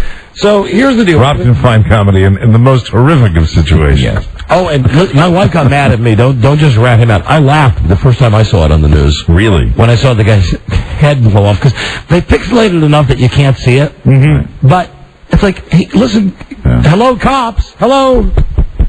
You got a guy that says he has a bomb attached to him. You look at the situation and you see, obviously, okay, the guy has a bomb attached to him. Mm-hmm. What the cops did, at least according to the news reports I saw, they just all ran. They also like, let's make the perimeter after they cuffed the guy? Yeah. Let's make the perimeter like 200 yards. Where did this happen? Does anybody know where this happened? Ohio. Oh, my God. Pennsylvania. I can't believe. So they cuff it. They get close enough to him to cuff the guy, and then they run away. Yeah. While they're waiting for the bomb squad. Unbelievable. And then the guy's head goes boom. So, listen, it's I don't know however long it was ago that we left. The day that we left, the Friday that we left, it's about a 9-hour drive via MapQuest to go from here to Clemson, South Carolina. Mm-hmm. So we got in the car, and it was interesting. It was my wife and I in my car, and my son in his car. And, we were playing that game, trying to keep up with him, because... Cruise along pretty good? I'll say it's one great thing about going to North Carolina and South Carolina. There are parts of I-81 where the speed limit is 85. Wow. It says it on the sign. Speed limit, 85. I'm saying... Wow, I didn't know that existed. I'm saying to Fredya, you got to work to get a speeding ticket here. Because I got the baby. Man, I would too. I got it at 95 on cruise control, and there are people that are giving me the high beams like, hey, sure, move the F out of the way. And my son was taking advantage of it, so, he'd be absolutely, like, I don't know, 50 car lengths in front of us. Right. I can't imagine how... 81, huh? I can't imagine how fast he'd be going. And Fredya said, well, look, you're going 97. I said, well, he must be going, 107. Wow. So it was a great race getting him down there. And 81 was a much better way to go down south than 95 because you go around Charlotte rather than through Charlotte. Right. We got him down to the college, and the very first night we had a hotel room. Mm-hmm. And we had a room at like a Comfort Inn or something, which is the nicest hotel in town. And they said, you have a suite. And we said, that's great, because we got an 18-year-old kid. He'll be sleeping with us for the night. And, we all don't sleep in the same bed. Right. The suite was a regular bedroom. Mm-hmm. And then outside that, you had a fold-out couch and a little table and chairs. Right. So it was, for those standards, it was the nicest room in town. Yeah, I experienced the same chain, as a matter of fact, on my holiday. And we spent the first night with Bart, who was antsy. We got down there and did you meet the Red Roof bobblehead? I did not, Mike. I did not. Although he did tell me to tell you something. Oh, thank you, Red. Hi, Red. It's Red, the Red Roof bobblehead. So we get him down there, and the first day that it really got hairy was Saturday, because Friday night he was forced to spend the night in the room with us. We had dinner in. There was a football game on. He and I watched football. Fredya Red does whatever she did or does. And Saturday morning, we got up 9:30, rousted him, said, okay, this is it. Moving day, going to move you into your dorm. Went over there, expected it to be an all-day proposition. We got everything out of the cars, moved everything up to his room in less than 2 hours. Good. And he's got a nice setup. He's got like a loft bed, and of course a computer, and they got a TV, and they got a microwave, and a little mini refrigerator. And a little mini refrigerator. They got the PlayStation. Incidentally, of all the appliances in his room, from my collegiate experience, the mini refrigerator is the most important. So we thank you. We spent some time with him. Thank you, Rob. Thank you for concurring. We had to go visit Fredya's cousins who live there. They're about 70. Right. And this is where I really saw... They're about 70 years old? Yeah. I saw a different side of my son. Because, well, one of them is the brother or sister of a cousin of Big Fredya. I don't know, whatever. We just had to make an appearance at their house to say hello. And Bart, of course, it's about Saturday, about 3 o'clock. He's ready to get to his room and just have us the hell out of his life. And the whole way over there, he's saying, I don't want to go. How long do we have to stay? I don't want to go. But as soon as we get there and we open the door, boom, it's a different kid. It's like Eddie Haskell. Turns on the charm. He says, hi. It's so nice to see you. He's like making eye contact and shaking hands, and I'm looking at Fredya going, is this the same kid? Oh, and also I got this. And you hate that, don't you? Yes, I do. I know you do. Yes, I do, because even though I miss him... Because the difference is you'd walk in and shake hands and say, I don't want to be here. No, I'm polite, but I didn't bitch the whole way over there. It was just something we had to do. I said, okay, we got to go see Mommy's cousins. Right. We got to go see the cousins. I got a phone call. I didn't get the phone call. My wife got a phone call from my son's girlfriend's mother, who was crying about the fact that Bart was leaving, saying what a great guy he was and how helpful he was. Yes. And my wife told me this. I said, what? Bart's helpful? And she said, yes. My son's girlfriend's mom said, like, when she would come home from the grocery store, Bart would insist on carrying all the groceries in. Of course. Now, that's got to piss you off a little bit. This is the same kid that, when we go to the store, if he was not sleeping, he would not even get out. I mean, a lot of times he'd be sleeping. We'd leave him outside in the hot car. We'd say, we're home. He'd go, I'm sleeping. We'd leave him in the car. Then her father called. You'd roll down the windows, though, right? Her father, well, occasionally. Her father calls and says, what a great guy Bart is. Speaks how helpful. Yeah. And says, thank you for taking such great care of my daughter. And you're a great guy. And I'm saying to Fredya, as we're walking out of her cousin's house, I said, you're a great guy. I said, between seeing this other side of him and the girlfriend's parents I called, where's this kid? I don't see this in our kid. All we get is the constant tone of, what? That's his tone, like we're wasting his time somehow. Hey, bud, what do you think? Do you want to go check out that room? I don't know. How long do you want us to stay? Whatever. What are you going to do tonight? I don't know.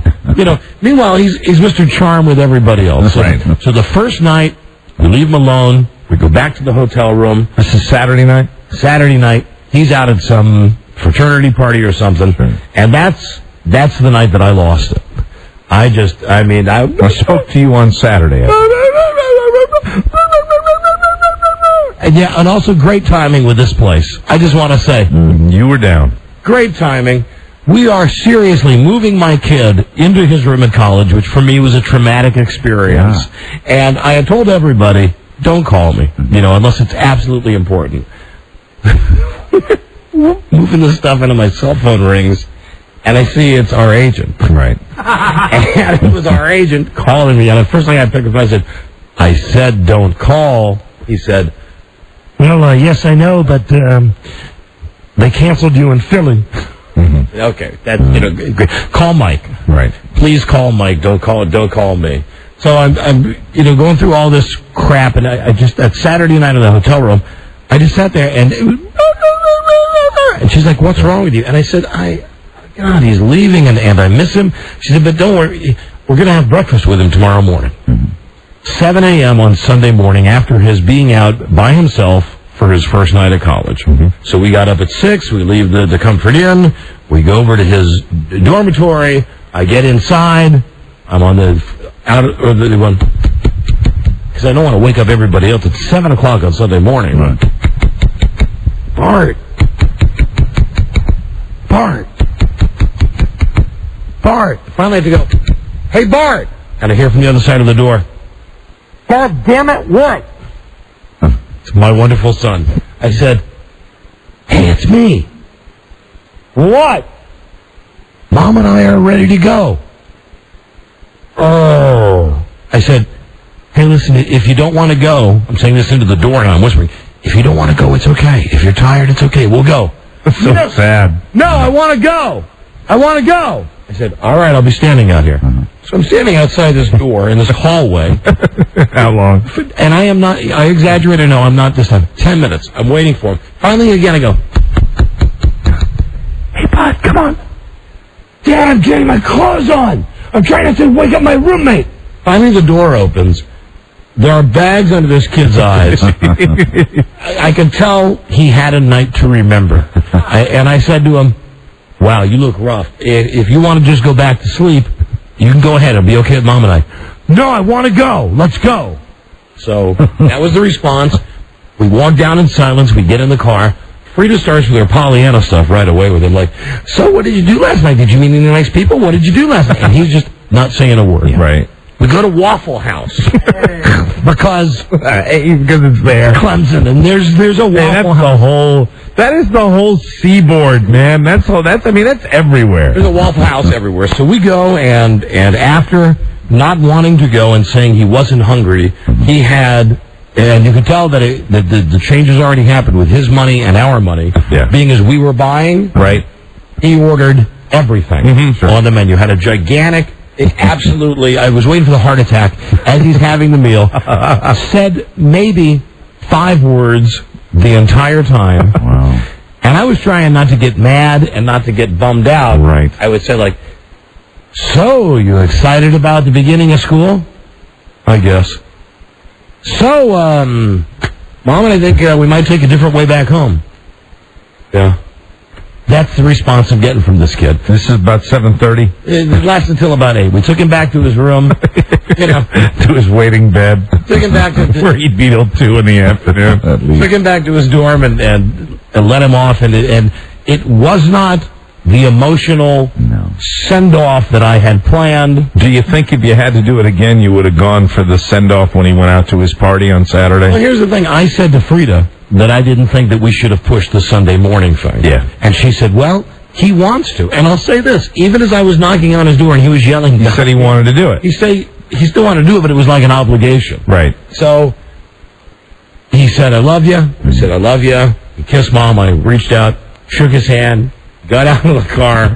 Dad said he's gone. And then it hits me. It's just she and I again. It's like 1981 all over. It's just she and I. And to make the colossal mistake of taking my wife's advice, she said, I heard there's an easier way to get back home than 81. You take 29.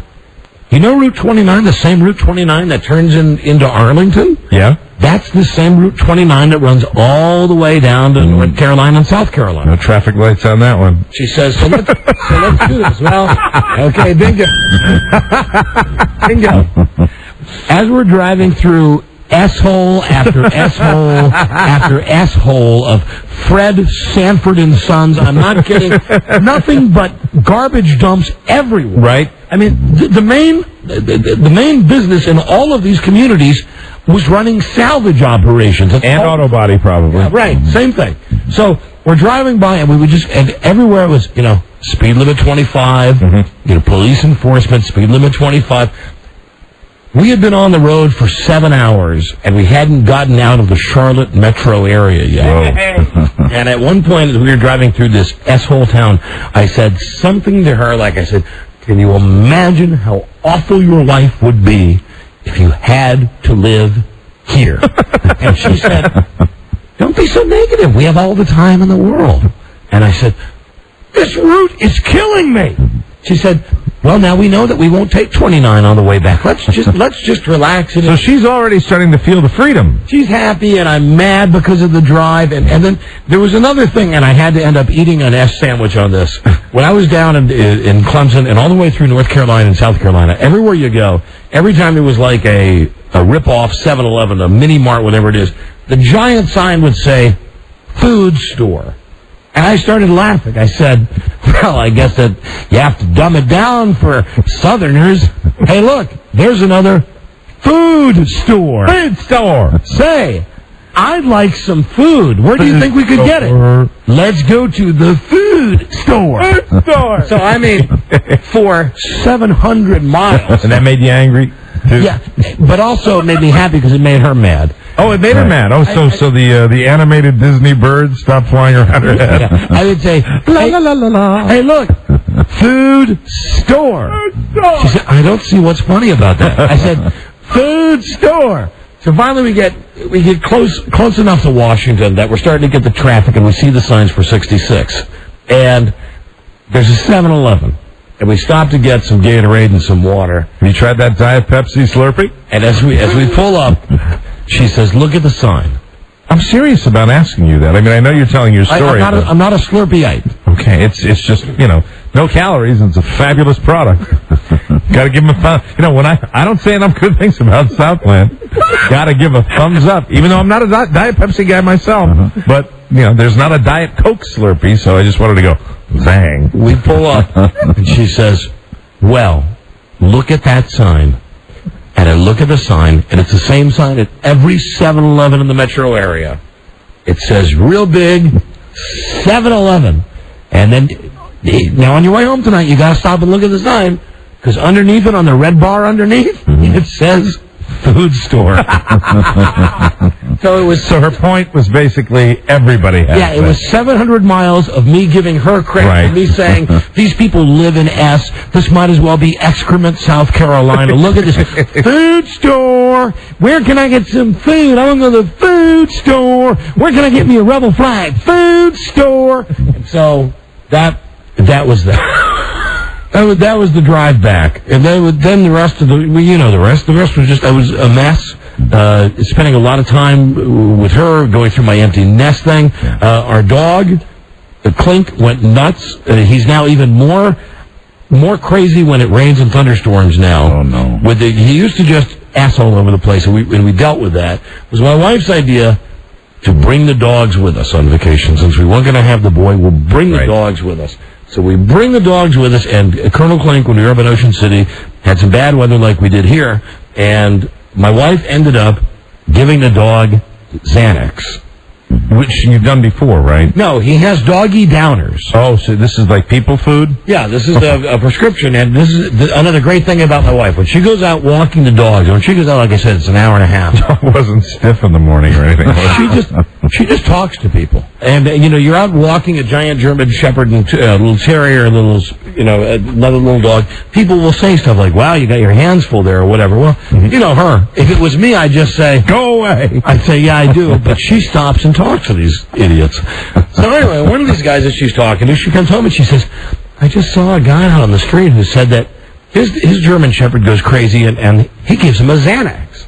And I said, so what, you're getting medical advice for dogs out from guys on the street that you meet on the street? So she gave the dog the Xanax when we were having a bad thunderstorm at Ocean City on Wednesday night. The dog was so loopy that as he was walking around, he was actually bumping from side to side into the hallway. But he still was alert enough that he was panting and wanting to get into bed with us. So my wife said, I'm going to lock him in the bathroom. So we put him in the bathroom. The next morning when we went in... Daddy daycare? Now, maybe think of you, Mike. Yeah. We went in the bathroom. My German Shepherd was passed out in the bathtub. It's the coolest place. Yeah. He had climbed into the bathtub, and he had that look where he might be dead because his tail was absolutely flat, and his tongue was hanging out of the side. I'm flattered that you thought of me, though. Just at the pass out thing, Yeah. Just like something I might do or what, because I'm trying to think if I've ever passed out in the bathtub. I don't know. Well, I might have. And so, the dogs were there, and the dogs were always underfoot. And then Saturday we had Big Fredya, my mother-in-law, has an 80th birthday coming up very soon. She won't be able to hear me tell her happy birthday, but happy birthday anyway. And it was a surprise party, and one of those deals where we had to get her to the restaurant at 8 o'clock, but because there was bad weather, Big Fredya didn't want to get into a car and drive anywhere, because there was a hurricane warning or a tornado warning or something. And she probably has a legitimate fear of doing that with what she's been through with your house getting wrecked and all. Yeah, and then the skies are very ominous and dark. So as we're driving over there, my wife and my sister-in-law and my brother-in-law are concocting this incredible lie about why we have to go to Snow Hill to go to this restaurant in Snow Hill, which is 15 goddamn miles outside Ocean City. Why we have to go to this place to go to dinner. And meanwhile, Big Fredya's called us a couple times and said, because she just thinks we're taking her out to dinner, she called to say, listen, I'm very concerned about the weather. Just go without me. Just have a good time and go without me. So as we're driving over there in this blinding rainstorm, the three of them are in the back happily concocting these, okay, now, we're going to say that you heard about it from your friend, and that you told Robin about this, and that we thought it would be nice, and, we're all on this diet now, and it has food. And at one point I just turned to them and I said, why didn't somebody just tell your mom, listen, we know you're afraid of the weather, it's bad weather, but it's a surprise party for you. So get into the car, and we can save ourselves all this duplicity. Well, nobody wanted to do this. So we get into the car, and everybody's got their little lies, and they're telling Big Fredya about, we heard about this restaurant from our friend that lives down the street. So you weren't happy with the whole concept of the surprise? No, and Fredya's saying to me, as we're driving down a road where the speed limit is 55, and it's raining real hard, and I'm going 40 already because it's about 15 minutes away, and we've left about a half hour early. She keeps saying to me, hey, slow down. Slow down. Meanwhile, in a driving rainstorm, I got cars behind me that are giving me the high beams like, hey, come on, pal, it's only rain. And I feel like one of the idiots that we talk about on the show. Right. Somebody who's going too slow for the conditions, but I'm going slow because I have to keep this facade up of getting my mother-in-law to the restaurant by 8 o'clock. So finally we pull into the general area of Snow Hill, Maryland. It's 5 until 8. Right. And we see the place. Perfect timing. Fredya says, oh, you know what? That looks like a really charming area downtown with those shops. Let's go down and look past all those shops. Now, at this point, the downtown area is closed. It's 8 o'clock on a Saturday night. It's not just rain. So she wants to time it so you arrive at the restaurant at precisely 8 p.m. Yes. It's not just raining. It's freaking thunderstorming with these big-ass bolts of lightning. Right.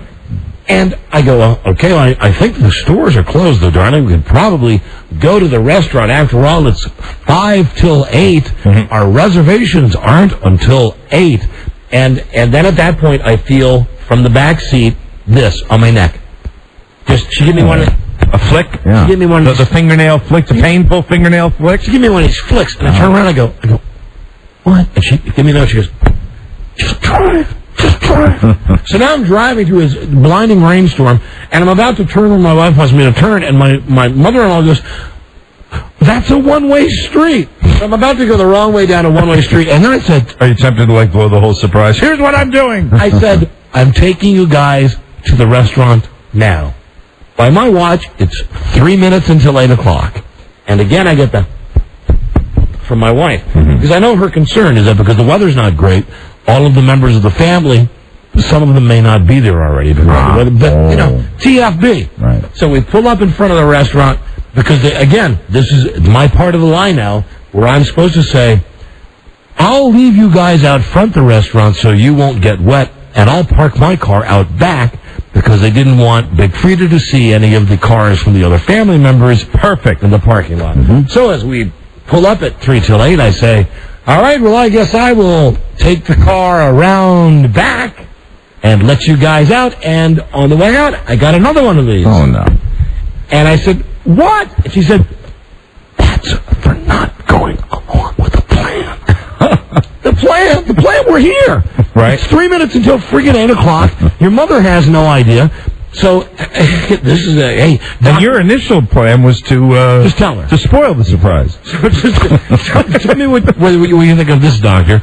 As my mother-in-law, my brother-in-law, my sister-in-law, and my wife left the car, and I turned around, when I got out of earshot, all the windows were rolled up, and I seriously just went, ah! I really did. It was just a combination. I went, Had to. pulled into the parking lot, went inside. First thing I did, and of course my mother-in-law was totally surprised by that. Right, good. Very happy. Everybody was there. My wife came over and she gave me a little hug, and the first thing I did was I went, just like that, right on. Flick on the neck. Right on. She goes, hey, what's that for? I said, you did it to me in the car. She said, well, you were going to blow the surprise. I said, it's the surprise. We're at a restaurant 15 miles. There's 100 restaurants in Ocean City, but we got to go to one that's 15 miles away. Because it was a special place. Well, that could be debated how special it was. I mean, it was okay. And you had a fun time after all?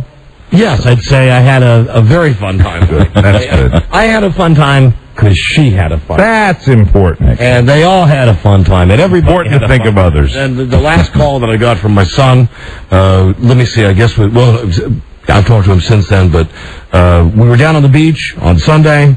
Phone rings. I go, hey, he goes, hey, Dad. I go, hey, what's happening? He says, not much. I'm going to be pledging a bunch of frats. And Fredya says, ask him what he's going to do tonight. So I said, Mom wants to know what you're going to do tonight. And he said, I'm going to get drunk. And I said, he's going to get drunk. And then, she's looking at me, and I'm like, hey, I'm just passing along. Yeah, that honest relationship with him. The information. One of the things that he told both of us, he didn't hide from her, was that he did keg stands. And I had to ask him, what is a keg stand? He said, well, it's where you stand on your head, and two guys hold your legs. Mm-hmm. And then they put your mouth right up to the keg. Yeah. And they turn it on, and you get as much in you as you possibly can. Yeah, I've heard of that before. We didn't call it keg stands when I went to school. And I guess because you're on your head, the beer goes to your brain faster. We had another name for it. What was your name? At American University. What was your name? Happy Hour. So that's where we coined the term. It was just a normal way of ingesting the beer. That's it. I miss that. I miss that guy, and it's going to be an interesting time with my wife, who incidentally makes it no easier because even though she's very happy, she goes to a website where you get some password and you can click and you can see like they have real-time internet cameras on the campus. Okay. And so she's. I go up in the showers or anything like that? No, it's like in the general area. I know there's certain websites where that are on college campuses. No, it's like on the football field in downtown, and she'll click it on, and she'll just be sitting there and go, what are you doing? She goes, see if she sees him? Maybe I'll see him. No, I go, see, she's not over it yet. Yeah. Maybe we'll see him. We watched the game on Saturday. It was they lost 30-0. There's 80,000 kids with orange T-shirts on. There he is. We're not going to see him there. So that's my story, and I'm sticking with it. Very good. You seem to be holding up well. I'm doing okay. We had a nice vacation. I'm lying. I don't think you're doing well at all. And I'm glad to be back, and that's it. My son's in college now. You seem a little down. I'm getting over it, Mike. It'll probably take some time. I'm getting over it. He'll be on the show tomorrow when we have our fantasy football draft. Oh, we got it tomorrow? Tomorrow's Wednesday. Tomorrow's Wednesday. All right. I tell you, here I am. I've monopolized all this time talking about, me, and my life. And there's my friend who had some times in Las Vegas. I received more than one call from Mike and called Mike a few times myself. Yes, it's the duality of me. And I'll just tell you that my vacation involved both sides of me. And at one point, the great, part-time dad side of me, yes, which went well for my kids, but didn't go that well for me. And then the me on my own, and really giving myself my new nickname, which is Mr. Las Vegas. In one of the calls from Las Vegas that I received from Mike. Or maybe I called you. I don't know. Whoever called whoever. I know you spoke to me when I was poolside. It wasn't that one. Hotel. It was a later call in which Mike's voice went from Major Bill Smith to Telly Savalas. Wow. Yeah, Telly Savalas is our official Casino Vegas Atlantic City. So Mike's end goes like this. I don't know, dog. I'm very down. I've lost big in the casino. But I'm in Vegas, baby! It's Vegas! I've lost so much that they're giving me free room and board, baby! Your room, your suite, your meals. Tom! Okay, baby! We'll be right back. On a nice trip. I will talk about my trip to Bitch Gardens. WJFK, it's 5:02. WJFK. And now, weather, rain. Duh. Low tonight, the 70s, high tomorrow, 80. Now, buzz is 75 at WJFK. Hello there. Are you two heading for Las Vegas? Yeah, we're gonna score. Oh, well, I hope to score big there myself. I'm mostly going to be doing the slots. Yeah, I'm hoping to do some sluts, too. Yeah, do they have a lot of sluts in Las Vegas? Oh, there's so many slots who won't know where to begin. Whoa. Hey, buddy, this chick is pretty cool. She says there's gonna be tons of sluts in Las Vegas. Cool. It's so nice to meet young men who are so well-mannered. The Don and Mike Show. Listen up, you PM eaters. From Washington, D.C. on WJFK, you can call Don and Mike toll-free at 1-877-365-3636. They're ready to believe you. Right. Did you wash your ass today? Well, did you? Please, no back talk. The Don and Mike Show. Has been kept at a minimum today on WJFK. Yay! It's 5:13. If you're just getting into your car and hearing us, congratulations. Thank you. You're a member of a very exclusive club. Yes, it's your exclusive party today. We lost about 5 million listeners today. Yeah, and then the answer to the any of you that might have questions, we don't know. We don't know. We just came in. We knew something would be going on today. It is, and we don't know. We were on the Westwood One radio network, right? But we're not on. They're running a tape of our show, even though we're live on WJFK. So we don't know what's going on. We'll let you know. We'll let you know as soon as we know. As soon as we know. And we don't know yet. Yeah. We just know that we're here doing the show, and hey, well, it's like 13 years ago. It's like we're just on WJFK. Sure, and it feels good. Why not? Sure, why not? So anyway, chance of rain. I gotta figure out a smoother segue, smoother, easier way just to into the weather to fit that in. Right. But it's going to be rainy all week, and it's going to be rainy and sucking on Thursday night for the game, which no one is talking about. Lots of humidity. Everybody is saying, hey, this week is not going to be that great. But they're all dancing around the fact that there's this big game on Thursday night. We have our draft tomorrow. We do. Yes. And I am woefully unprepared.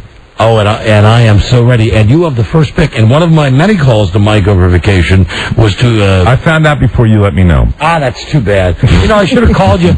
No, I knew Michael Vick had broken his leg. And, you guys, in this league, you got to really be up to date. I'll certainly be looking at the computer tomorrow, because in this league, you boys, nothing would make you greater happiness than, Charlie Broyhill and you if I drafted Michael Vick with a broken leg. You could take Champ Pennington. Yeah, I know he's been injured. He's out for the season also. It's going to be tough for the Jets. Hey, way to go.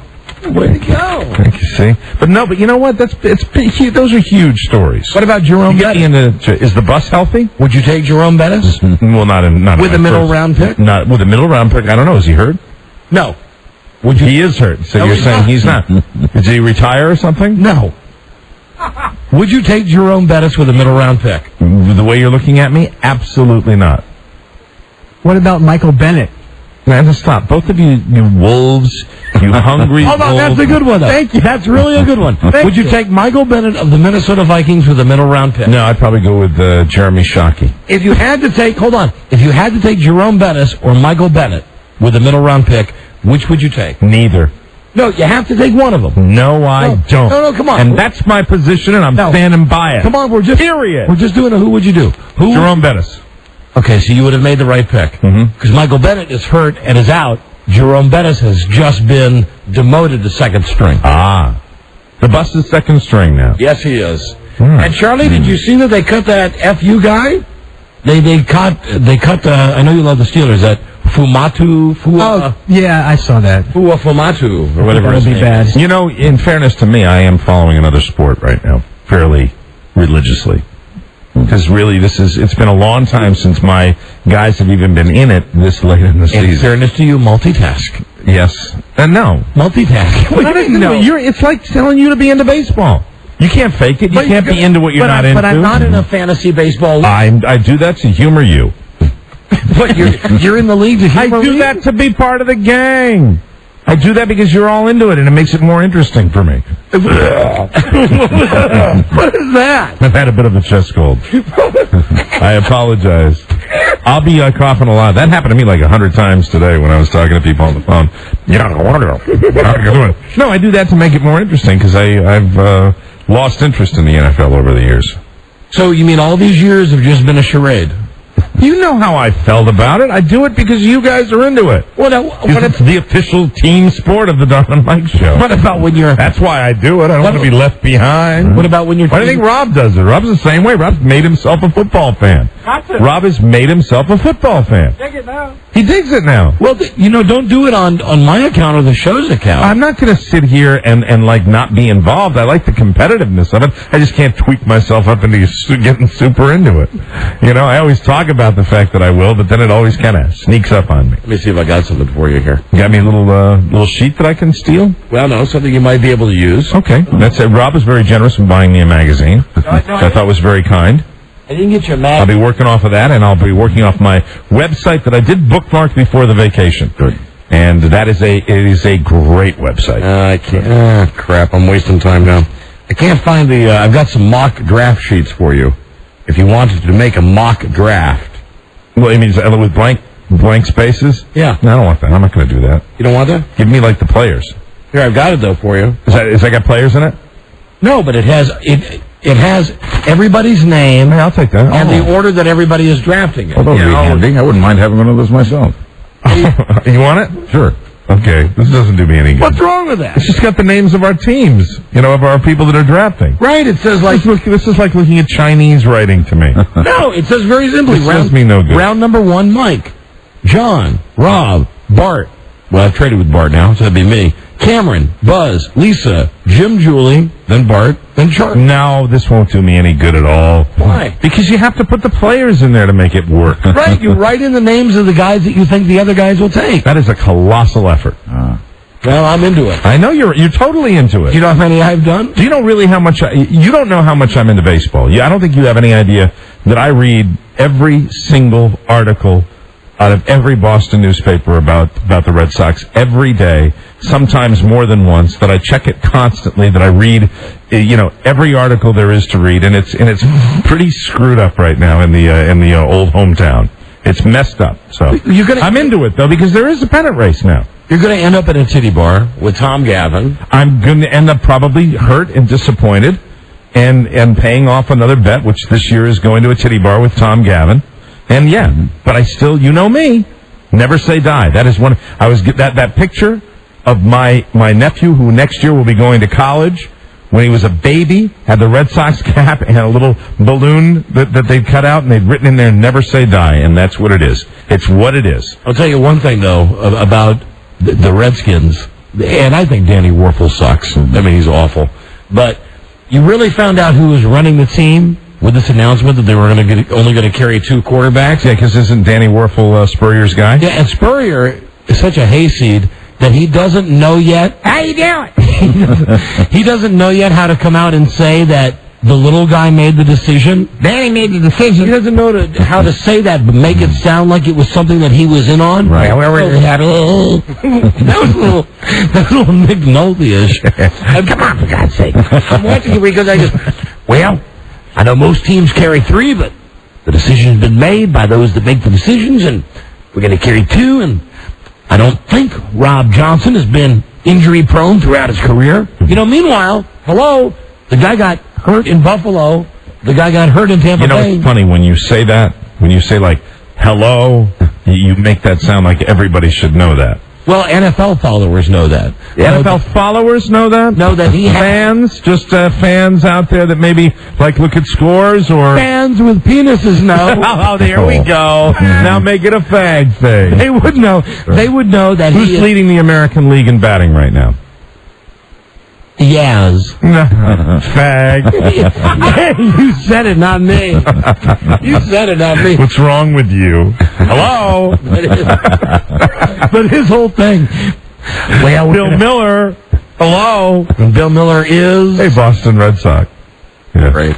Listen, here's all I do when I follow your baseball, and I do follow it. Yeah, you follow it because you enjoy my pain. I do follow it. And I've had a lot of pain recently. I look right here. Goddamn Yankees. New York Yankees up 4.5 on Boston.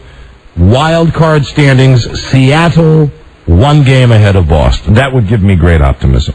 Okay. Good. I mean, that does. I mean, the wild card. I'm not. You're right, because it's actually September 2nd. Yeah. And mathematically, they're still in it. Yeah, and Oakland, I think Oakland's going to win the West, and I think Seattle and Boston are going to battle for the wild card, and I think that is a very good thing because the Red Sox are very competitive with Seattle. So I'm watching Spurrier, and he's basically what's happened is that the little guy has decided that he loves Rob Johnson the way that he loved Jeff George. Mm-hmm. You know, I don't know if it's the big, strong, handsome type that he goes for, but it's obvious. Every NFL team, and not even a fan not even a rabid fan knows this, you carry 3 quarterbacks. But aren't there lots of teams that are doing the 2 quarterback thing this year? There was one other team. I thought there were 2 other teams that were doing it. As far as I know, 1 other team. Okay. But generally speaking, you carry 3. You carry 3 because in the NFL they can go down like dominoes. So I guess this guy Snyder, you know, he stands up on all of his phone books in his office, and so he can be eye contact with Spurrier, and he says, "It's my team. Cut this guy. We're only carrying 2 quarterbacks." So Spurrier comes out in his conference and goes, "Well, I know about everybody in this league carries 3. I'm going to carry 2. Going to hope they don't get hurt, and they get hurt. I guess we'll have to look at some other options." Now, will they have your designated player that is the backup? That's Lavernius Coles. Okay, he will be the 3rd stringer. 3rd string quarterback. Right. So good luck. Good luck. Nice knowing you. And they still wearing those goddamn Who do you think I should go with in the first round since Michael Vick is out and he was everybody's consensus to be the number 1 draft pick? Who do you think, who appeals to you? Do you want my honest? Why don't you give me 3? Ricky Williams? Yeah, everybody's been telling me that. LaDainian Tomlinson? That one too? Billy Volek. Billy Volek? Who the hell is Billy Volek? He's the backup quarterback in Tennessee. Okay, thank you. Thank you very much. It's going to be one of those, drafts where I have trouble pronouncing names again. Nate Crony. Welcome back. Hello, hi. Hey, welcome back. Hi, thanks. LaDainian Tomlinson. Tomlinson? LaDainian Tomlinson? Oh, and I'm nuts with the Madden 2004. I'm nuts with the Madden. They've got this thing called Owner's Control, where you can take over a team, and I've taken over the Redskins. And I've lowered ticket prices, and I've lowered. It's got so much detail. It's freaking incredible. I've lowered the prices on beer, all concessions. I've lowered the parking prices. I've torn down part of the stadium to do what? To add on to the scoreboard. You know, on the scoreboard at FedEx, it's got that tiny little scoreboard, and then of course we've got all those ads around it. I've just taken all of the ads out and made the screens real big and long like they are in Baltimore. Well, you're popular with the fans, but your team is hemorrhaging money. Yeah, that's $21 million over the salary cap right now. Really? Oh, that's bad. Wow. That's fantastic, though. I love that, man. That's too much. Very good, Rob. Hello, Don and Mike. JFK. Hello. Hey, Don and Mike. Yeah. Hey, did you hear that Dan had put contractors under a clause not to say anything about building 30,000 square feet additional onto his home? That included a 12-car garage and a movie theater. I read that. He's pulling a Ken Stevens. Absolutely. And the deal is that there's an article in Washingtonian now. Exactly. He's all pissed because everything is public knowledge. Yeah. He's pissed that they have the plans for his house. He's not like using guys that he said we're going to be building the stadium or something. I don't think. Or renovating the stadium, sending him out to his house. I don't think so. All right. Thanks, man. That's a Steve Wynn move. Bye-bye. And Steve Wynn is? The king of Las Vegas, baby. Former king. He's not king when the book ends. Now, does he run Just read his little profile, but book was released in 2001, so it's a dated, unauthorized biography of Steve Wynn, the guy that built the Mirage Casino in Bellagio, and, the guy that ran the Golden Nugget years ago, did all those TV ads with Frank Sinatra. Steve Wynn. Jew or not a Jew? Guy runs the Mirage Hotel in Las Vegas. Jew. Ding, ding, ding, ding, ding, ding. Yes. Real name, Mike? I believe Wiener. I'm not sure exactly. I forgot if that's in the book or not. I'm sorry, we never got to your story about Las Vegas. It's not all Las Vegas. Because I had a really wonderful trip with my kids down to Bitch Gardens for a while. Bitch Gardens. Is that what I said? It might have come out like that. Yeah. No, we took a trip down, I guess what happened to be the most crowded time of the year at Bitch Gardens, and it was and the Williamsburg area. All right, we'll be back on 106.7. It's 527. WJFK. And now, Cunny Car with more. Watch this extended traffic. Have you seen the new intern? Extraordinary. Wouldn't I like to give her the old pork sausage? Hello, Jimmy Dean. The Don and Mike Show. Right. A lifestyle-oriented program. The Don and Mike Show. 106.7. WJFK, 537. Tomorrow on the show, we're not going to get to all the Jerry stuff today. We'll tease the Jerry stuff, and we'll devote a couple of segments to Jerry Lewis tomorrow on the show. Jerry! It's maybe Craig, and our fantasy draft tomorrow. Thursday on the show, joining us in studio, famous lesbian, and she gets my vote for Mother of the Year, Paula Poundstone. Hey, there you go. It's sure to be awkward when she joins us in studio. Not for me. Let's all wear suits. Yes, and those weird ties. And we'll have our own Lisa down at the mall for this NFL crap. That's very good. The deal was that we were invited to go down there. Yeah, Rob called and asked for all these questions. So here's the thing that I don't get about this. I've already commented on the NFL experience during the week, which is really no big deal, but for little kids it's okay. But this concert on Thursday, it's Britney Spears, Mary J. Blige, Aerosmith, Aretha Franklin. What the NFL wants, of course, is the hype machine to get going on this. So they've offered all of the Infinity stations, HFS, ARW, PGC, us, the chance to go down and help shill the NFL product. to take the soft loin of Paul Tagliabue between our hands and rub it. Ooh! And rub it until it gets angry. Yes. Angry and red. And embarrassed. And I was talking to Broyle about this, and I said, so, what are they offering us for the opportunity? Because one thing we've learned on this show, though, the hard way, is that remotes suck. Yeah, and unless you really know who's going to be on your show, they're hard shows to do. Otherwise, we're sitting outside in a tent in the pouring rain for 4 hours, or whatever the show is Thursday, 3 hours. They said, well, there's a chance that Britney Spears would come by. There's a chance that Aerosmith would come by. There's a chance that Mary J. Blige would come by. Not thick enough. Right. Yeah. There's a chance. And let's say that by some chance they do come by. Well, do you think we're really going to get enough time to ask Britney Spears, what was it like tonguing Madonna at the MTV Awards? No. We're not. They're going to come by with their pre-planned, okay, now ask Britney. If this is even working on the assumption that they're going to get her for us. Right. Ask her about the NFL, blah, blah, blah. The only person I bet we would get is Aretha Franklin, just if we had lots of pies sitting around. So we're not going to be down there, but... Coconut cream! Your voice. Can we have a replay on that, Rob? Because that was a cold. A little telling, but hold on. That's not partying, that's a cold. Right. Not being festive? Hold on. No.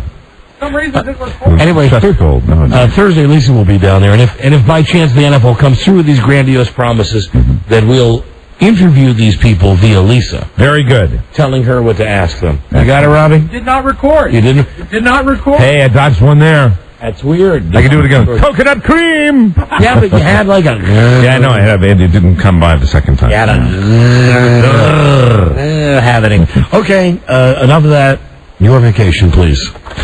My vacation started out, the very first thing I did was to take my children down for a little vacation, little 4-day vacation, and I loved my time with them. It's a lot of fun.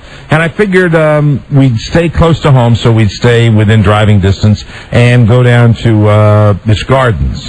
And I thought it would be fun. I think that Rob, who's kind of an amusement park aficionado, had said, hey, yeah, go down there. It's a good place for little ones. And I think it's probably a fine amusement park. I think I caught it at the worst possible time you could. I have never... I've heard that's any ever. time. Really? I've heard that's any Well, time. no, I mean, I'm not slamming the park. If the park was empty, I would have had a great time. It was bat-ass crowded. It was absolutely the most overwhelmingly crowded experience I've ever had anywhere. And I include, like, going down to Disney World. While we were gone, Wild World had 2 more things happen, though. What happened at Wild World? What do they call it now, Buzz? What is it? It's not, Robbie, it's not Wild World. Six Flags. Yeah. Had the power go out. Oh, yeah, and so we got stuck on the roller coaster. Yeah, well, no, that was before we went on vacation. Right. While we were on vacation, the power went off at the whole park all day long. Right. There were people that were stuck on rides, and then they wouldn't give people their money back. Wow. When they were leaving, they would. You know, the amusement park thing is just... And something else happened at Wild World as well, and I refuse to call it whatever the new name is. To me, it's always going to be Wild World. When we used to do shows out there. Those greatest shows. That's why we don't do a live show down at the mall, because That's it. We used to do live shows at Wild World. Well, it is a very frustrating experience. You know I love crowds. Bitch Gardens. You know I love crowds. And Bitch Gardens was, and I'm a fan of the Anheuser-Busch Company. I mean, I like Anheuser-Busch beer. I drink that new Michelob Ultra. That is my brand of beer now. That's what I drink. So I like the company and all that. Go down there, and we got there Friday afternoon, picked the kids up in the morning. We drove down, and my kids are just unbelievably good travelers. They're just wonderful. And I mean, I just have a blast with them whenever they have their moments like all little kids, but they're really good kids. And we got down there probably about 1 o'clock, 1 or 2, and got to the park probably I'm thinking 2:30, 3:30. Yeah. And parked okay. Parking seemed all right. I figured afternoon, 2 o'clock, 2:30, we'd be catching the end of the day's festivities as people... Well, no, that's not what these people do. At Bitch Gardens. At Bitch Gardens, it's just so unbelievably crowded. More people were coming in, and we went over, and of course, my kids are at the stage now where they're going on grown-up rides. They're starting to go on the rides that they can, where they don't get the height requirement thing that sidetracks them. So we go in there. Little Miss Lap Dance. What? No. What the hell is that supposed to They were going on adult rides. Adult rides? No, not that kind of adult. Rides that grown-ups can go. Watch it. My daughters, Training bra cups. No, stop it. No, stop. We go in there, and they have the little... I think it's 42 inches. If you're 42 inches tall or more, you can go on certain rides. And they see the log flume, and we walk around, and I'm beginning to realize just how crowded it is. You can't do anything in here. And we went in, and I said, there's the log flume. What did he write down? Tilt-a-whore. Tilt-a-whore. No, not that kind of adult rides. I'm not sure I like this. Good idea. So we get there, and the log flume is Whack a penis. And it has a 2-hour wait. It has a 2-hour wait to go on the 2 hours. I can't imagine anyone that would have the mind to stand in a line for 2 hours to go down a slide, and my kids are cool about it because they said this is 2 hours. Take your kids out. They even understand it. Would you stand in line for 2 hours? I wouldn't stand in line for 2 hours for anything. Would you stand in line? Thanks, Rob. Did they go to the flaming money shot? No, that's not. That's another adult thing. These are my daughters, Rob. Thank you. Okay. Daughters we're talking about here. Boys. Okay. Johnny Wad's Wild Ride. So it was something that I was really frustrated. Ron Jeremy's Tomorrowland. Ron Jeremy, that's over at the other place, I think. That's across the street. It was so ridiculously crowded. You couldn't do there was nothing in there that was available. We ended up leaving, and I don't think we went on one ride because it was just too crowded. Would you wait for 2 hours if someone said to you that we will have for you the tastiest, most refreshing beer you've ever had to drink in your life? I wouldn't wait for anything that long. You have to wait in this line. But there were people. The guy that told me it was a 2-hour wait was standing at the end of the line and getting ready to last 2 hours in that line. It was ridiculous. Did you ever take the courtesy shuttle over to the hospitality suite? No, we didn't do any of that. Do free beers? We did do one ride. We did the little tram, the gondola that goes like on the cables over the park. that was pretty much it. We ended up... But that's not a ride. That's a conveyance. It's a conveyance, but it was something to ride on. You know what I mean? And that was it. When you have 2 little kids and they've been waiting for 2 hours, that counts as a ride. And I'm so pissed off because they're not going to want to wait. And you didn't take them to Menstruation Mountain? No, stop it! Stop! Hey, come on. 2 guys enjoying this right now. 1 guy, forget it. All right. You said it's all right. Forget no. It was, I mean, they can go on the grown-up rides, is what I'm saying. They can go on the grown-up rides, And so it was... It's a grown-up ride. This starts me off on another happy fall, everybody. Here we go. 2 on 1 once again. Yes, sir. So anyway, it was a drag. It was not fun at all. We ended up coming back the next day. I said, well, we'll go to the water park that they have down there at Pitch Gardens. And we will go to the water park. At 9:30, there were 50 cars in line. And I said, you know what? We're not going to go to the water park. We are actually going to go to the beach because we were close enough to the beach where we drove down to the beach. They had a fantastic time. Didn't have to wait for crowds. I said, there's fireworks at the amusement park. We'll go to the beach all day. We'll come back in time for the fireworks, which we did. They estimated at 7 o'clock at Bitch Gardens, there were 23,000 people in the park at Bitch Gardens. Wow. So after the fireworks were over and we're walking out, my daughter said they want cotton candy. We were able to go on a couple of, like, the teacups and stuff like that, and we're coming out, and there's this line for cotton candy that's a mile long. But it's the only thing they wanted, and I said, I'm going to stand in line. And the line was not kids. The line was all grown-ups that are standing there wanting cotton candy, and they give you a cotton candy that was the size of this oversized beach ball, which then proceeds to get in both my daughter's hair, and we left the park, and I was sitting there going, looking at the people breathing through their mouths and walking at subhuman speed, which is the amusement park shuffle is what I call it, where people waddle, they go back and forth from one leg to the other, mouths agape with flies and debris catching in their teeth, and I left and I said, goodbye, Bitch Gardens. It was a lot of fun. But the nice thing is that at 11 o'clock at night, when we finally made it to our car, because the lines were so long for the little tram that they take you to your parking lot, we actually walked through the park, and then you get to the road, and it says, no pedestrians. So you have to walk another mile down and then take a right-hand turn and get back in, and it was not the greatest experience. But they had a good time. Through it all, they had a good time, and you know what? Then I said, hey, we'll stop and we'll get ice cream. Even though it's late, it's like 10:30 at night, we'll stop and get ice cream. There were 3 million people at the ice cream place, so I said, well, there's an IHOP next to our Comfort Hotel. We did the Comfort thing, too. Right. There's 70 of them down in Williamsburg when you get down. There's the Busch Gardens Comfort Suites, Comfort Inn and Suites, Comfort Inn Rectal Hole. I mean, it's just... And I went to 3 of them because I got lost because the maps that I had... The rectal hole, was that one of the adult ones? That was not one of the adult ones at all. It was just... it was a drag, and the best part was going down to the beach because for whatever reason, the little amusement park they have down in Virginia Beach was empty. And it was a horrible electrical storm, and I know somebody got killed at the park over the weekend, but we went on the rides during the electrical storm because there were no lines. The kids they did have a little mini log flume down there, and they ended up being, they could not have been better. My kids are the greatest kids in the world. Did they like the uterus adventure? They are once again. And if you these are my daughters we're talking about. Take your daughters You're out going of to piss me off. I'm not talking about when I say things about your son, you don't like that. It's but like when you tie that in there. I don't want to start the very first show back with a fight with you and your pal back there. Listen, my pal only helped me on 2. All right, stop saying I don't like those words when I'm mentioning my daughters. Okay, you said mention it when you're talking about adult me. rides. No, it was fine. They had a very good time, and it was great. That's it. That's all I had. That's it. And then I went to Las Vegas, and I had a perfectly good time in Las Vegas. Okay, hold on. We'll hear about Las Vegas when we come back. No problem. From the bet. Thank you. From the bet. From the show. Very good. When we come back from the break. Yes. On the show. Okay. It's 10 till 6 on WJFK. Good.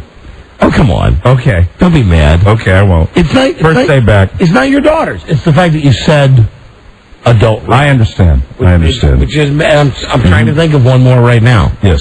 Buzz, do you have one off the top of your head? Not right off the top of my head. Buzz. Come on. Spotlight on Buzz. Well, I had one for Ron Jeremy. I would say Ron Jeremy's Enchanted Forest.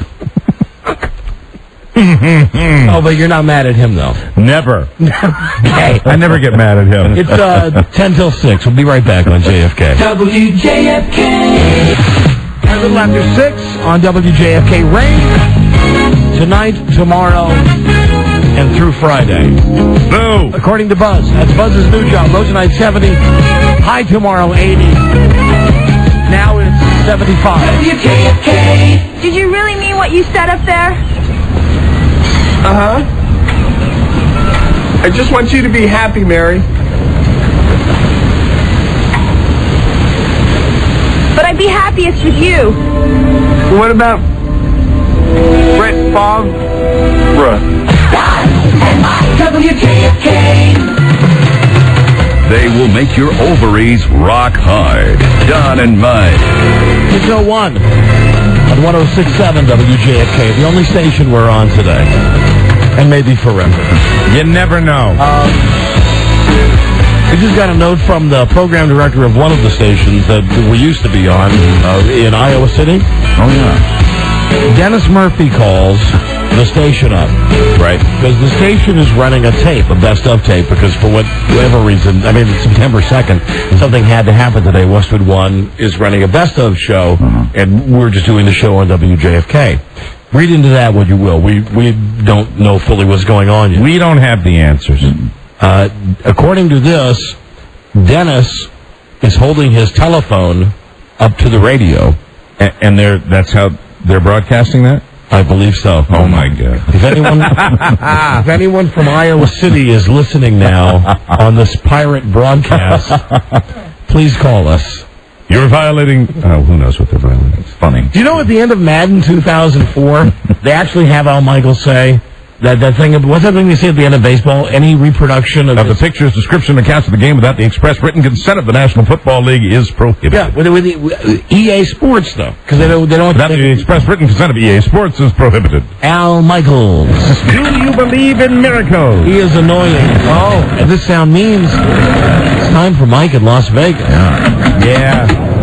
Phase 2. Phase 2 of the vacation. So you have the night, and I want to just set the record straight. You have the nice time with your kids, even though you're pissed at me about the adult jokes. Well, you know, I love them, and I don't spend enough time with them, and it's frustrating when you're a single father. You know, you want to make everything nice, and it's just, you know, you try to do your best. And I'm still working that through, and it's very, very frustrating. You know, it's tough to have, and I feel for anybody that's in this position when you don't have your kids all the time. It's the toughest thing about going through what I've gone through. And, you know, they are, I just seriously can't say it enough how much I love them. And they're just great kids. And I think it's been tough for them. And I think it's very, very difficult for that situation. So I get serious when I talk about my kids. Well, and I love them very much. And it's hard for me to even play, even though you guys didn't mean anything by that. And I think that you know, even when we're going through a time when you want everything to be perfect, and when it's not, you know, and you just can't deliver, it's even 10 times more frustrating.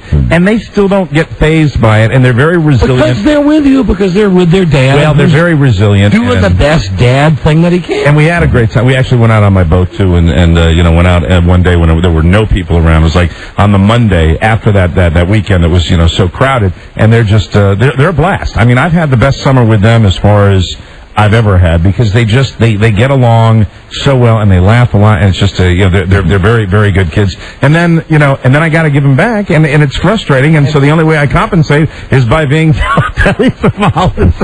And like you know, I think really years and years ago, going through another similar problem, I went out to Las Vegas for Christmas. But this time I just went out by myself and did a junket. Hold on, before you do that. Yes. I do want to say, we are sorry that you're pissed about that thing with your kids. We weren't talking about yours. It's not a big deal. I know you guys, and the more I get like that, the more it stokes the fire, and I completely understand. But I just have to tell you, we're flooded with calls now from people who are listening to this over a telephone line in Iowa. Wow. Jeff. Yes. Hey, Radio Gods. How bad does it suck that you're listening to the show over a radio station that's broadcasting Dennis Murphy holding his telephone up to a radio? Well, number one, the reception isn't really that great to begin with, because I live it's Davenport, which is about 70 miles east of Iowa City. So it actually doesn't make that much of a difference to you.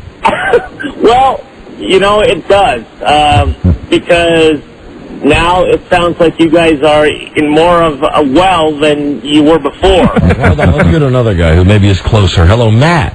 Hey! Yeah, I'm listening on the Dennis Pirate Network. EPN. Dennis Murphy, who is that station's Uber whore. Wow. You ain't kidding, man. He's always here. We're not trying to bust anybody. It's where Dennis recorded his recent fantastic album. But that station is going to get a call from some very angry Infinity lawyers very soon. Yeah, not cool. Dennis's new LP, One Hand, One Heart. One Hand, One Heart. Yeah. That's exactly what the featuring close to you. Well, hey, I'm happy that they're, so maybe they're going to get an angry call, but I'm happy they're doing it because it beats the best of sometimes. No offense, guys. No, we understand. A live show is better than a best of show. And listen, here, this was our entire point with the few people that we dealt with today, all of them of incredibly large intelligence, big IQ, big gigantic heads. Huge heads. Cone heads. Big heads holding big brains. They dwarf us in knowledge. We said to them, well, if we do the show and we just say WJFK right. and 106.7, right. Any station that wants to run it can still run it. Mm-hmm. But they, for whatever reason, said no, that today we were not going to be on the network. Huh. We should have some answers.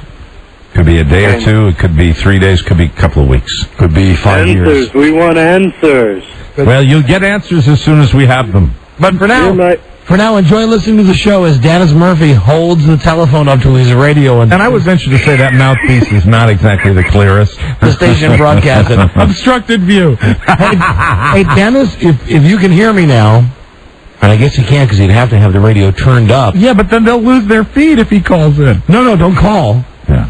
Just start talking, Dennis. Oh, go ahead and just talk about whatever talk you about want. It. And, sir, are you near a radio right now? No, I have to take my kids into the little tutor. Let me go to somebody else here in Iowa. Hey, Eric. Yeah, hey, Don, what's up? Are you by your radio? Yes, I am. Turn it up, please. Dennis, you have our permission. Speak into the telephone now. Take the show off. Speak into the telephone. Go ahead, Dennis. Talk for a minute. Can you hold the phone up by the radio? There'll be a delay. Well, Dennis, here's this. Dennis, you have our permission. Speak into the telephone now. Take the show off. Speak into the telephone. Go ahead, Dennis. Talk for a minute. Can you hold the phone up by the radio? There'll be a delay. Well, Dennis, here's this. Dennis isn't doing anything. Dennis, don't be a dope. Unless he just got the phone sat down by the radio. He's doing other things. He's left. Or something's happened. He's not dead. He's not dead, Rob. I doubt that. I hope not. Hello? Hello, Dynamite. So Dennis is not broken in on this pirate broadcast to talk? No, not yet. Hey, Rob? Maybe he fears prosecution. Do we have Dennis's number? I don't. Charlie might. Charlie, would you run it in? But it'll be busy. I'll do the caller interrupt thing. If he's not holding it, he won't hear it because the phone is just laying by the radio. And you'd be depriving all those people out in Iowa. I know. Dennis is obviously not listening to the broadcast that he's providing. Now there's a call. Hold on a second. Here's somebody on the inside line. Hello? Hey, it's me. What are you doing? Now, Dennis, how can you... I'm on the road. I'm going to a secret review class. And You're going to what? I'm on the road. I'm going to my class tonight. What kind of class? CPA. CPA. All right, so Dennis, you are not holding a telephone. Oh, no, my telephone is on. So you left the phone like sitting on a table next to the radio? The radio. Yes, and he's on the road now. Dennis Murphy. So I guess the people in Iowa will also be able to enjoy the Ron and Fez show if they so decide. Right, because Ron and Fez come on after we're done. Yeah. Hey, Dennis, how are record sales? Record sales, 11. 11? 11. Wow. Glad to see that they're flying off the shelf. 11. All right. Congratulations to you and Kelly Sofer. All right, Dennis, I know you did this with the best of intentions. But I do believe that probably someone from the legal department will be contacting you. Yeah, don't worry too much about it, Dennis, for providing your own missing mind. God, Mike, come on. Can you back me up on this one? Well, I'll tell you one thing, Dennis. I'm not napping about this. Right. Okay. You just be prepared to be prepared to hear from our legal department. The legal one, okay. And when push comes to shove, you just got to face the loser. You might want to get a lawyer.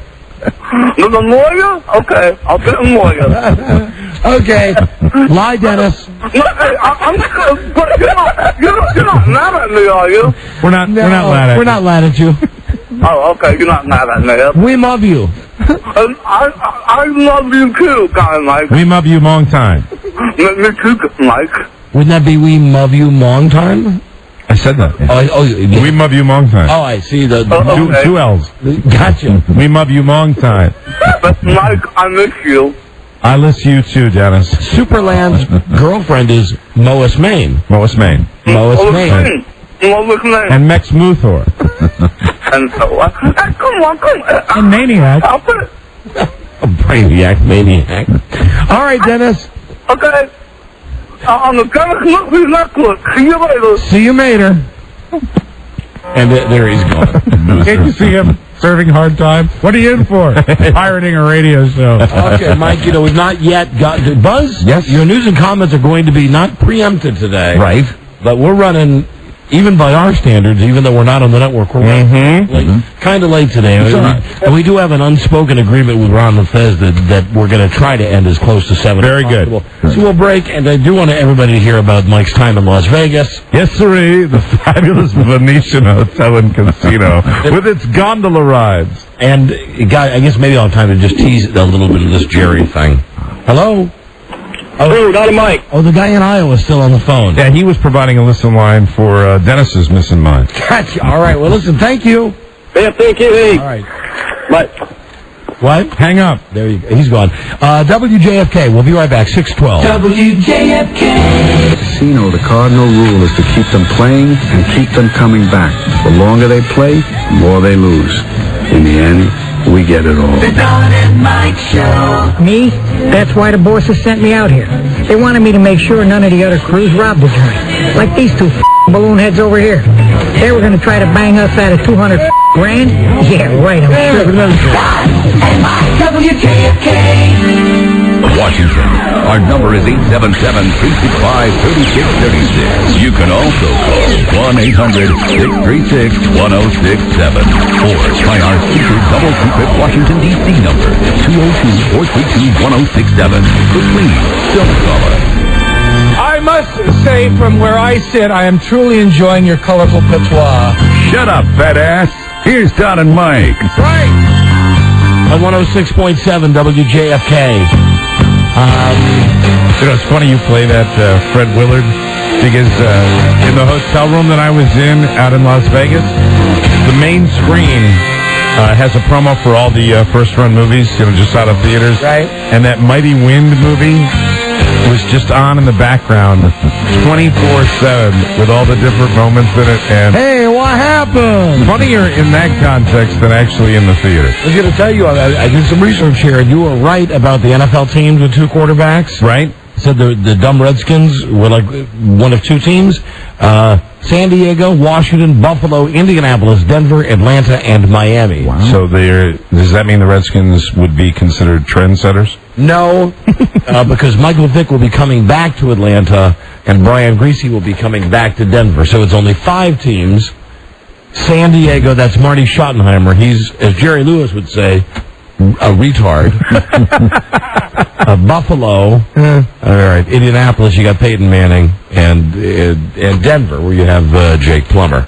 Oh, about Jerry. We'll tease we've not gotten to any of the Jerry Lewis stuff from the telethon, and it's really not even his physical appearance. It's what he says and the things that were said about him. More whacked out stuff as each year goes by. Better than any Elvis show. And we'll just tease it today with one tape after we hear about Mike in Las Vegas, in which Jerry's talking to a firefighter about filling the boot. You get firefighter. Yeah, right. Intersection, filling the boot. Fill the boot. And Jerry calls some people retards. Oh.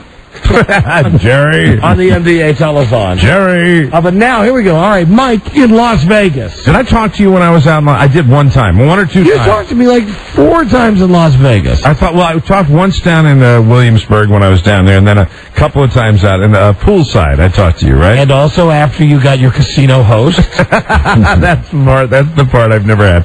Here's the deal. I went out to Las Vegas, and, when you're married, when you're accountable to somebody, you have to, as far as gambling is concerned, you have to kind of keep it in check. And I'm not somebody who's do what they say. You guys have been with me in a casino, and you know that I enjoy it probably a little more than both of you guys. And I like winning. I don't like losing, and I don't go completely mental. But this was, for me personally, this was unchecked gambling at its absolute best. This was really, by day, hanging out at the pool, and then usually starting the gambling about 3 or 4 in the afternoon and going, because I had this cold, I didn't go super late, but I would gamble, and I gambled at this place called the Venetian, which is, it's all Vegas. It's really just... It's for blind people, right? It's not like any place anywhere. I mean, you lose track of everything. And I was there for 4 days. You lose track of time. You lose track of where you are. You don't know what day it is. You're out there, and it's just, it's nuts. And I was out there, and I gambled successfully for the first 2 days. And what they do with you out there is the more successful you are, the more they kind of want you to be happy because they want to get it back. That's the whole idea. And that's why after the second day, it was recommended to me by a guy walking by that I get a casino host. The casino hosts are in all of these places. Right. And they can facilitate. She was a whore. No. However, she was not an unattractive woman, an older woman, and Jacqueline. She was an older lady. Listen to her name. Wasn't her last name Vargas? Yeah, and she was... Jacqueline Vargas. Hello, baby! Mike's casino host. And somebody had told me, a friend of mine who I had lunch with out there had told me, this guy had said, you want to go for a female casino host because they are more attentive. Not even remote. They don't do that out there. But what they do is they suck D in Las Vegas. Well, not the casino host. Though. This is like somebody who's responsible for getting you freebies, like getting free rooms, free meals, and all that stuff. And I had to determine how much. They give you a little card. You know this. You've seen this. They give you a little card that you put in the machines. And I've gone from playing craps, which is the dice, which I used to play all the time, and I just got burned out on that because I lost all the time. Then I went to blackjack, used to play that all the time. I got burned out on that. And so now I have gravitated to the truly, in my opinion, the truly idiot sport. I think that, it's not actually true because I read a lot about Las Vegas. No, it is not true that that's how they make their most money. Quite the opposite. They make most of their money at the baccarat tables from the high rollers. In fact, that's how they make their... dumbest people go to the slot machines. Dumbest, I've always, in my mind, the dummies are always the slot players. And I made a decision to go to the higher priced slot machines where you can really lose a tremendous amount of money. But the reason I did is that this is the first time I've ever come back from Las Vegas, and I have 2 little IRS statements that they gave me because of the jackpots that I hit. Hey, there you go. I hit 2 big jackpots, and after the first one I hit, that's when the guy said, you ought to get a casino host, and I was doing fine. I was ahead. Jacqueline Vargas, baby. Here's the casino. Come by. What can we do for you? Free room, free meal. Go ahead, enjoy yourself. And I got a casino host, got one night for free. It was, and the nights that I had booked at this place were incremental. It started out very expensive, then it got cheaper by the week. She comped the most expensive night there, which was fine. But don't make any mistake about this. You're really not getting anything for free. Right. You're getting effed in their own little way. They're giving you a free room. What's the cardinal rule? In the end, they get it all. They get it all, baby. But I think you caught me like in a particularly euphoric moment right right after I'd hit a big jackpot, and I was just running around, and I went out there and got some cowboy boots. Sure, of course. I got these. I love those boots, right? Mike and I got them, and they're cheap. You see them, Rob? There they are. I called him, and he goes, "Baby, I'm doing well. I'm on a roll, baby. It's I just did $2,000 on a slot machine. I have to go call Jacqueline Vargas, my casino host, so she can set me up with my free room, baby." Tell them about the stuff at the airport, though, because that's the most like the movie Casino. I get to the airport. I got a flight Friday afternoon, 1 o'clock flight, where I get to the airport. You go through the security there and get there, and on the board it says 1:30. I'm like, okay, flight's a half an hour delayed. Then they make an announcement. It's 2 o'clock. And then they say 2:30. Well, we've had this happen with all the travel we've done. You get that hunch, that gut feeling that things aren't going to work out well with the plane. So I say, I'm going to call Jacqueline Vargas. I did that after I walked up to the counter, and I said, is there any plane that goes out tomorrow morning? Because this is starting to be a CF. Is there any? Yeah, we got a plane with wide open, plenty of seats on it. I said, well, let me call. So I call Jackie, baby. And she says, yes, we'd love to have you come back and stay. We'll comp you a room. Now, when Mike told me this, I said to him, just like the movie Casino, where the only difference was I didn't win really big. They got the Japanese guy, the Korean guy. So what they call a whale, a guy that gambles like millions of dollars in the casino. The guy who steals the tunnels, and he's been on a big run. And he's about to leave town on his jet, and they send Rickles out there, and Rickles says, I'm very sorry, but there's been a technical problem with your plane. And the plane is fine. There's nothing wrong with the plane at all. And they just get him back to the hotel, so he loses. And he loses the money that he's won before. So they say, yeah, we'll bring you back. And by the time I got back, the plane, they told me the next morning, had left a 1 o'clock flight, had left at 7 o'clock at night. Wow. So it actually turned out to be a good move, but. It's a Jacqueline Vargas. Hello, Mike. He doesn't sound anything like that. It's more like that. Yes, I'd love to help you. No, but here's the deal. That was when I had the worst run of luck. That's when all of a sudden it was like the casino almost felt as though it was my last 3 hours that I had. And I was tired, too, so I wasn't going to gamble that long. But it was lose. Went to a blackjack table after that, which going back to the game that I used to. Sat with some very, very nice people from Houston, Texas. This one lady that looked like she was like right out of Bewitched, sitting there with a big bouffant hairdo going, yes, this is a very fun table, isn't it? And just was losing my ass with a mean blackjack dealer. But in the end, I was down. I was down significantly, but not down more than my initial stake that I planned to lose anyway, which is when you get to... Winner in Vegas, winner in life. That's right.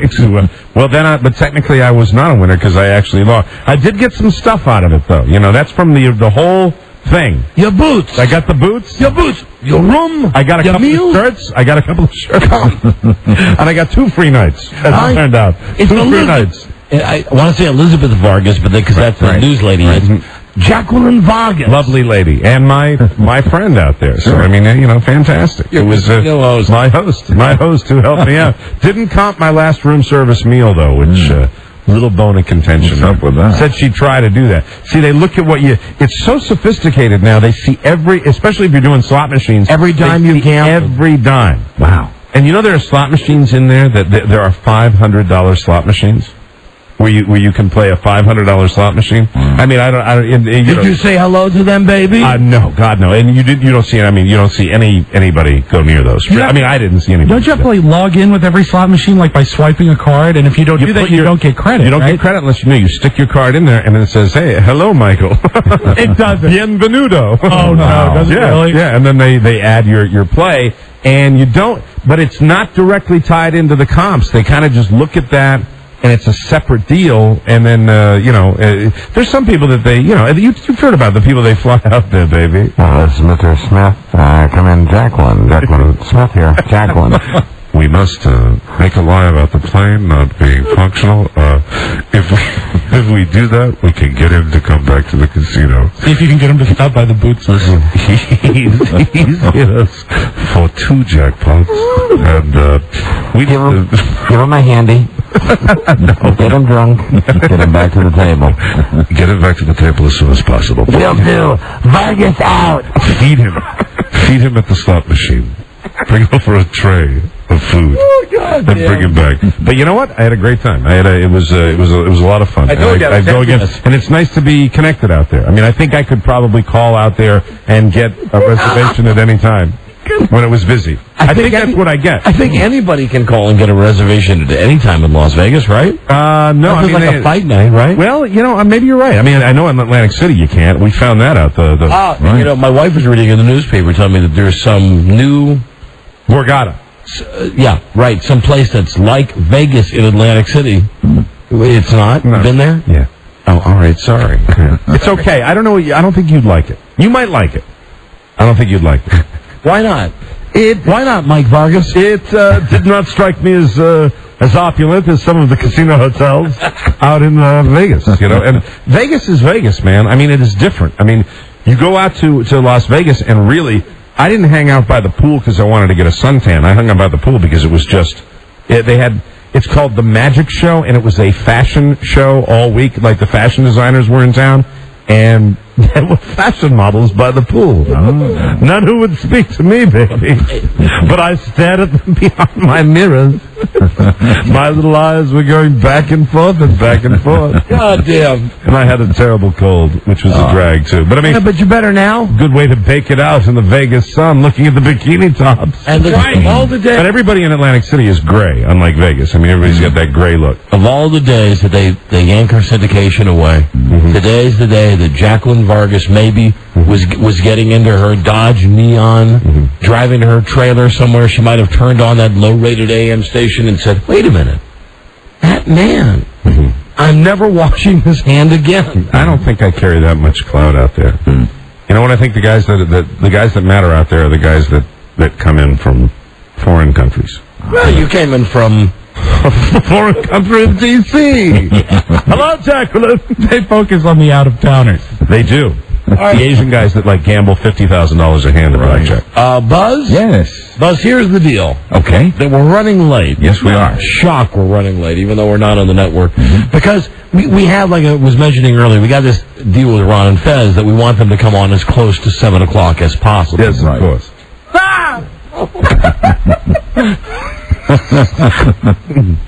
Problem?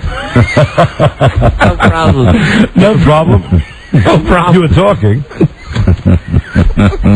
Is there something you wanted to say to your newsman? Yes, I did.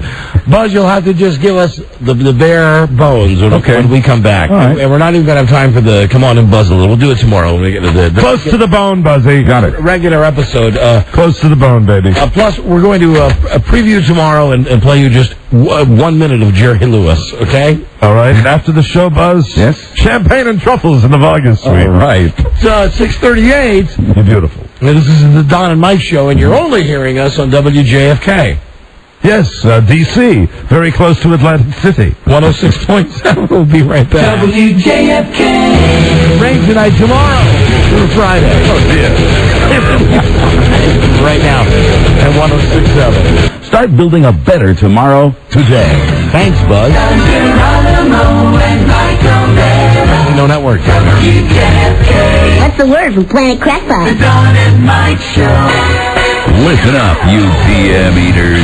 From Washington, D.C. on WJFK, you can call Don and Mike toll-free at 1-877-365-3636.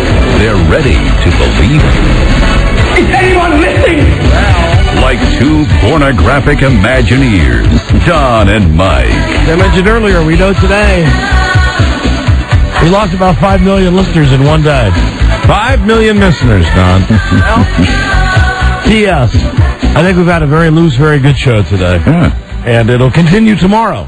Tomorrow? No matter what happens. Good. Here at 106.7. Well, I wanted to say, speaking of Washington, thanks to Tim and the people down at Tim's River Shore, they had that big water stock thing that the band played at yesterday, and we had a great time, and he's a nice guy, and I wanted to say hello to all those people down there, down on the river! If we had done the news today with Buzz, which you're not going to, just ran so terribly, awfully long, it would have been brought to you by Buzz's favorite product, Viramax, sexual enhancer. Someone call for a doctor? Clinically tested, doctor-developed if Viramax works, get it at Rite Aid, GNC, other select retailers. Try it today. Viramax, 1-888-TRY VMAX. Buzz, I promise on tomorrow's episode we'll do the 2 full segments of the news and the comments. Very good. I hope everybody listening is appreciating the fact that today we felt more comfortable, without this network junk, which we were kind of sick of. Some of the stop sets today, the commercial breaks were a little longer because we added a little extra traffic. Right. Some of them were actually shorter. Notice because we didn't have to fill time to accommodate the network. Well, you never know. Could have to go back to doing that. I know. I'm just allow me to enjoy the moment today. For now. Don't get happy. But listen, there's so many steps that have to be taken. Yes. We go back to, and they're not even baby stepping. No, I mean they're giant. They're double and triple strides, baby. Rain, baby. Baby, tomorrow is it contagious, baby? And rain through Friday. Oh man. Rob, let me make a very quick call here. Okay. To find out about, because this involves you with the game. All the cunny honey. Oh. Yeah, Mike is cold. Lung butter, baby. I know who could take care of that for you.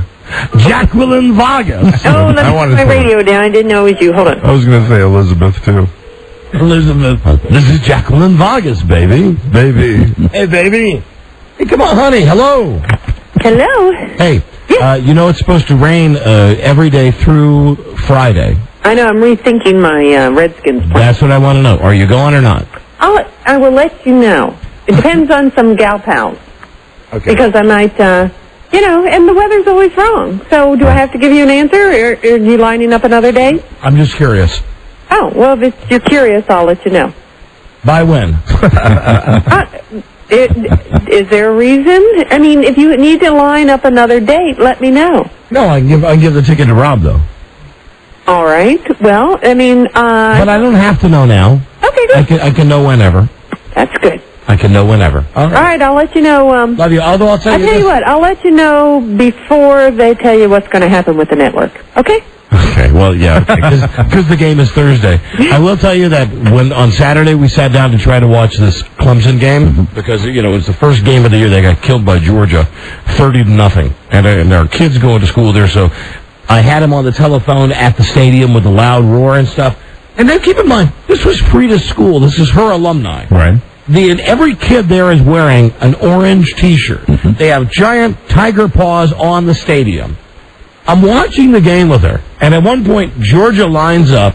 Georgia, incidentally, wearing white jerseys, red helmets with a big letter G on them. They had the Bulldogs. orange. It was orange. There was. Baby, it's red. All right. It's red. They line up. Keep in mind the other team, Clemson, her team, our kids' team, wearing all orange. With a tiger paw. But they had white. Didn't they have white helmets? No, orange helmets, orange shirt, and white pants. So Georgia has the ball. Down, set, hunt, hunt. They hand off. Of course, the guy runs for 20 yards. My wife goes, "Oh, that's good." And I said, "What's good about that?" She said, "We just made a big gain." And I said, "You are such a girl. And you went to this school." Didn't recognize the team colors. You didn't say why. It was the end. It was the beginning of the second quarter, and they all switched places on me and didn't tell. Because the team was going the other way? Yes. Right. Going left or right on your radio dial? Right. They could at least mention that. All right, baby. I'll see you. Hey, listen, tonight. I can't wait for the game. Here we go. Well, Thursday night, if you want to go, we're going. I love football. Here we go. Tonight, first night alone. What are we having for dinner? Just you and I. I got the grill going, boo. All right. There you go. Okay. All right, baby. Love you. Love you, too. Bye, sweet. Bye. Not me. I'm going to have Jacqueline Vargas fly in some steaks. Yeah, baby. If she doesn't go, if you want to go to the game, you can go with me on Thursday night. Thursday night? Thursday night. I might take you up on that one. If she doesn't want to go, you can go, because I just remember you can sit with your uncle, right? Oh, I got a million places I can go, yeah. Right, so there you go. I like that Thursday night game idea. If you want to. I mean, it's a happening. Yeah. If you want to. I kind of dig that. But don't push her, I don't want to get, she sounds like she's kind of ticked at you for, wanting to give your tickets away already. No, I just want to, I know her. I know her. I know that I'm going to get there with her, and it's going to be, well, I can't find my friends with my binoculars. That's what she does. You drive? Of course I'll drive. Good. You want to drink? Count me in. You got it. I'll bring something for the trip. So listen, I'm a different kind of guy to take to a game, baby. So listen, Can we play cards? I can't play. Maybe we can tailgate and play cards. Tailgate, little blackjack. No, I'd actually. You know what? I'd actually kind of be into that. All right. Well, if she falls out, you're in. But you want to take him, don't you? You want to go. You want to sit next to him. He'll be riding with me either way. Oh, so we'll all ride together? Yeah, he needs a ride to the game either way. All right. Then I'm in. Then I'm in. If she doesn't want to go, I'll go. No! Listen, I want to play this Jerry thing before we get out of here. Tomorrow we're going to devote a couple of segments on the show to the Jerry Lewis Telethon because he's really the most Jerryest of ever this year. Wow. Please listen now to what we consider to be the high moment of the Telethon. Jerry has a firefighter. This is in hour number 19. However, don't let that fool you because Jerry's only been on television for... Well, he did the first 4 hours, and then this is his first hour back. And this is not just any firefighter. This is the president of the International Association of Firefighters. So this is the most important man in firefighting in the United States of America. Now, Jerry's going to discuss with him the filling the boot. Firefighters have mentioned this out with the boot, wanting to put money in. It's a telethon from us. Is it a self-explanatory clip? Yeah. Listen when Jerry tosses out retard. All right. And Los Angeles County is a perfect example of this. This year, with the cooperation of management, they raised $270. This is just a tease for what you'll hear tomorrow. Times the amount that they raised last year. But unfortunately, there are elected officials in some communities who, for whatever reason, refuse to allow my members to set up their fill-to-boot campaigns. Where are they? Well, you know, I let you know where they are privately each year so we can go kind of explain it to them. Okay. Explain it. Yeah, we have to explain it to them. They're not going to have to ask me twice. That's right. And I don't understand why any politician would oppose such worthwhile campaigns, but they do. Try retard. That's not a bad analogy. We'll go to work on that next. But I tell you what, we're going to... Anyway, that's retard. That's just so... Try... So what he's doing. Try retard. Retard. Try retard. And he really has more... You sound like that for the whole telethon? Try retard. Try retard.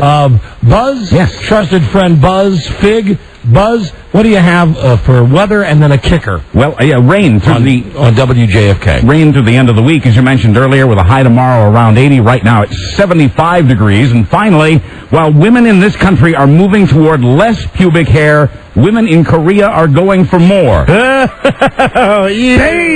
Oh, no. The hair down there is considered a sign of fertility in Korea, so the women there, more and more, are having hair transplants. Oh, baby. Oh, wrong. From their heads. Oh, gross. From their heads to their pubic region. That's right. God. Quoting a German doctor who does the surgery, the structure of head and pubic hair on Asians is quite similar. Where do I invest? The implanted hair isn't long and rarely falls out. You know what they call the procedure? The Vargas.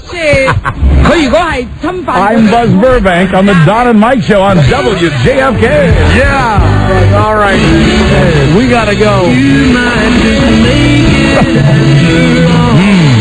Thank you, everybody, for listening to the show today on 106.7. Yeah. WJFK. Let's just answer one phone. I don't know where they're calling from. Hello, JFK. Hey, what's up, guys? Hi. I just want to know how it feels to fail in Philadelphia. You guys stink. Hey, there we go, baby. It doesn't matter to us. Thank God whenever I hear you guys now. Does the delay work the same way? Yeah, well, we hate you, and you fail. But you called back out the rest of your phone number? Hey, that's cool, Don and Mike, because I'll take... It's cool to give out your phone number? I'll take the heat in behalf of everybody. You give us permission? You give us permission to give out your phone number? Hey, more than happy. Do you give us permission? Just simply say yes if you do. Yes. 856-589-9703. You guys told us that you'd be like the herpes and you would spread on us, and guess what? You guys aren't. We got rid of you because we're the new medication. I think the police are after you, my friend. Skateboards double. Hey, listen, we're going to be checking on the fantastic effort put out by WYSP. Even though we're no longer there, we're going to be checking over the months to see how they do with that great box of records. So you keep listening. You guys are going to get slaughtered. Yeah, they'll be back. Yeah, they'll be back. Yeah, we'll be back. We'll be back. All right, hey, now we'll be checking in with you too, my friend. Thanks for calling WJFK. Yeah, we love you. Bye-bye. Bye-bye. Dope. Pardon me? Ass? Dope. Ass says what? F. You love us. You can't stand the fact that we're not on there anymore. We've not been on in Philadelphia for 2 weeks, but you're calling us today. Why? That's because you've been thinking about us the whole time because you miss us so badly. That's because you guys are a bunch of fairies and won't answer your phone numbers. Fairies? We've been on vacation. It's the first day that we actually were back. We won't answer our phone numbers. I answered your call. Yeah, but this is the first time in 2 weeks. We've been on vacation. We've been gone on vacation for 2 weeks. Hey, why are we arguing with somebody? Listen, shouldn't you be turning it on now to get your mandatory Metallica in? That's right. I mean, we're so bad in Philadelphia that you've been thinking about us for 2 weeks. Hey. Got you there. You guys aren't coming back. Got you there, baby. Listen, enjoy AC December. Hey, how's Buzz doing over there? Buzz is right over here. Say hi, Buzz. Hi, Ass. Hey, how you doing, buddy? See, now here we go, divide and conquer. You know what the serious part is, though? This guy has been, he's so happy we're gone that he's been thinking about us for 2 weeks while we were on vacation. But I have to tell you something. You might laugh, but I tell you what, that Mike and I are making more for not being on WYSP right now than you're going to make over the next 2 years. That's okay, because you guys were a cancer to YSP. A cancer to YSP. And that's why you've thought about us for 2 weeks and tried to call for 2 weeks. That's right. Hey, anything to bother you guys. Anything to see, you enjoy bothering us. You don't even realize that you like the show. I'll down and do some internships. You're not bothering us. If you were bothering us, I would have hung up on you. That's cool. But you know, I'll come out there and do some internship and then tell you how I really feel. Tell you how I really feel. Yes. You really can't blame him for his preoccupation. After all, he lives in such a fabulous city. Hey, but listen, enjoy the mandatory Metallica because that's really a happening format. Well, I want to tell you something. I, for one, think that the Foo Fighters should be played every 15 minutes. And they are if you listen to WYSP. Hey, Don, it's better than listening to you talking about your wife 500 times a day. Well, you know what? You seem to know an awful lot about this show for somebody who didn't listen. Because your wife's a fine lady and all, but... You know, you really seem to know an awful lot about the show for somebody who didn't listen. Hey, I listened for a while, but then... No, you listen a lot, buddy. You wouldn't know those kind of details. Listen, I'm sorry. Even though we got canned in Philadelphia, we're still very successful, and we're still very happy, and we're definitely at the top of our field, unlike you. Have fun for your listeners in Topeka, Kansas. All them bunch of friggin', They can't even hear you today. Doing hicks. So they can't hear you today. That's okay. So he doesn't even ask why. No. Doesn't even ask why. Why not? No. We won't tell you now. Yeah. You would have heard why. It's a pretty interesting story. Put me through torture for the last year and a half. Listen, we got to go. We don't want to piss around and piss okay, off. John and Mike. Hope your voice gets better there, buddy. My voice is fine. Yeah, that's good. It's better. Oh, repeat caller. You gave yourself away. You called more than once. Hey, guys, how you doing? Oh, you called more than once. Howard Stern, your ratings are going to drop like a friggin' brick. Mm-hmm. Stern stinks. You guys stink. Well, you seem to have an awful lot of hate in your soul, my friend. No, I just hate you guys, and I hate Howard Stern. Well, you seem to hate two people, and maybe well, you then hate why one. do you listen to YSP? Because he's still on that station. Oh, I was dedicated for, since I was a kid. Ah. And, Howard Stern just stinks anymore. I was a big time. I'm tired of talking to you. You're a moron. You really are an idiot. Too, guy. You really are an idiot. Can you tell me something? How many times have you sat in front of the radio, thought about Mike and I, and just rubbed one out? Really? How many times? Think about your wife. I rubbed a few out. Well, that's part of the show too. That's a compliment. Bye. And again, we have your permission to give your phone number out. Hey, be my guest. Would you like to give the phone number? And we'll delay you. For every phone call too. Why don't you give us? Everybody that hates your guts. Why don't you give us the phone number? Go ahead. Okay, area code 856-589-9703. This man is an idiot. Thank you. Bye-bye. What? No, hey, wait, now, all right. You gave the phone number out. Did I hang up on him? Hold on. Are you still there? I wanted that gag. I forgot that gag. Yeah. Well, he has to go and get a cheese whiz. All right, that's it. We gotta go. See you tomorrow on 106.7 WJFK. Very good. And they ask us why we're happier today. Jesus Christ. All right, good day to you, sir. Good day to you, sir. Good day to you, sir. Good day to you, sir. Good day to you, sir. I went to Korea, and the hair is getting longer.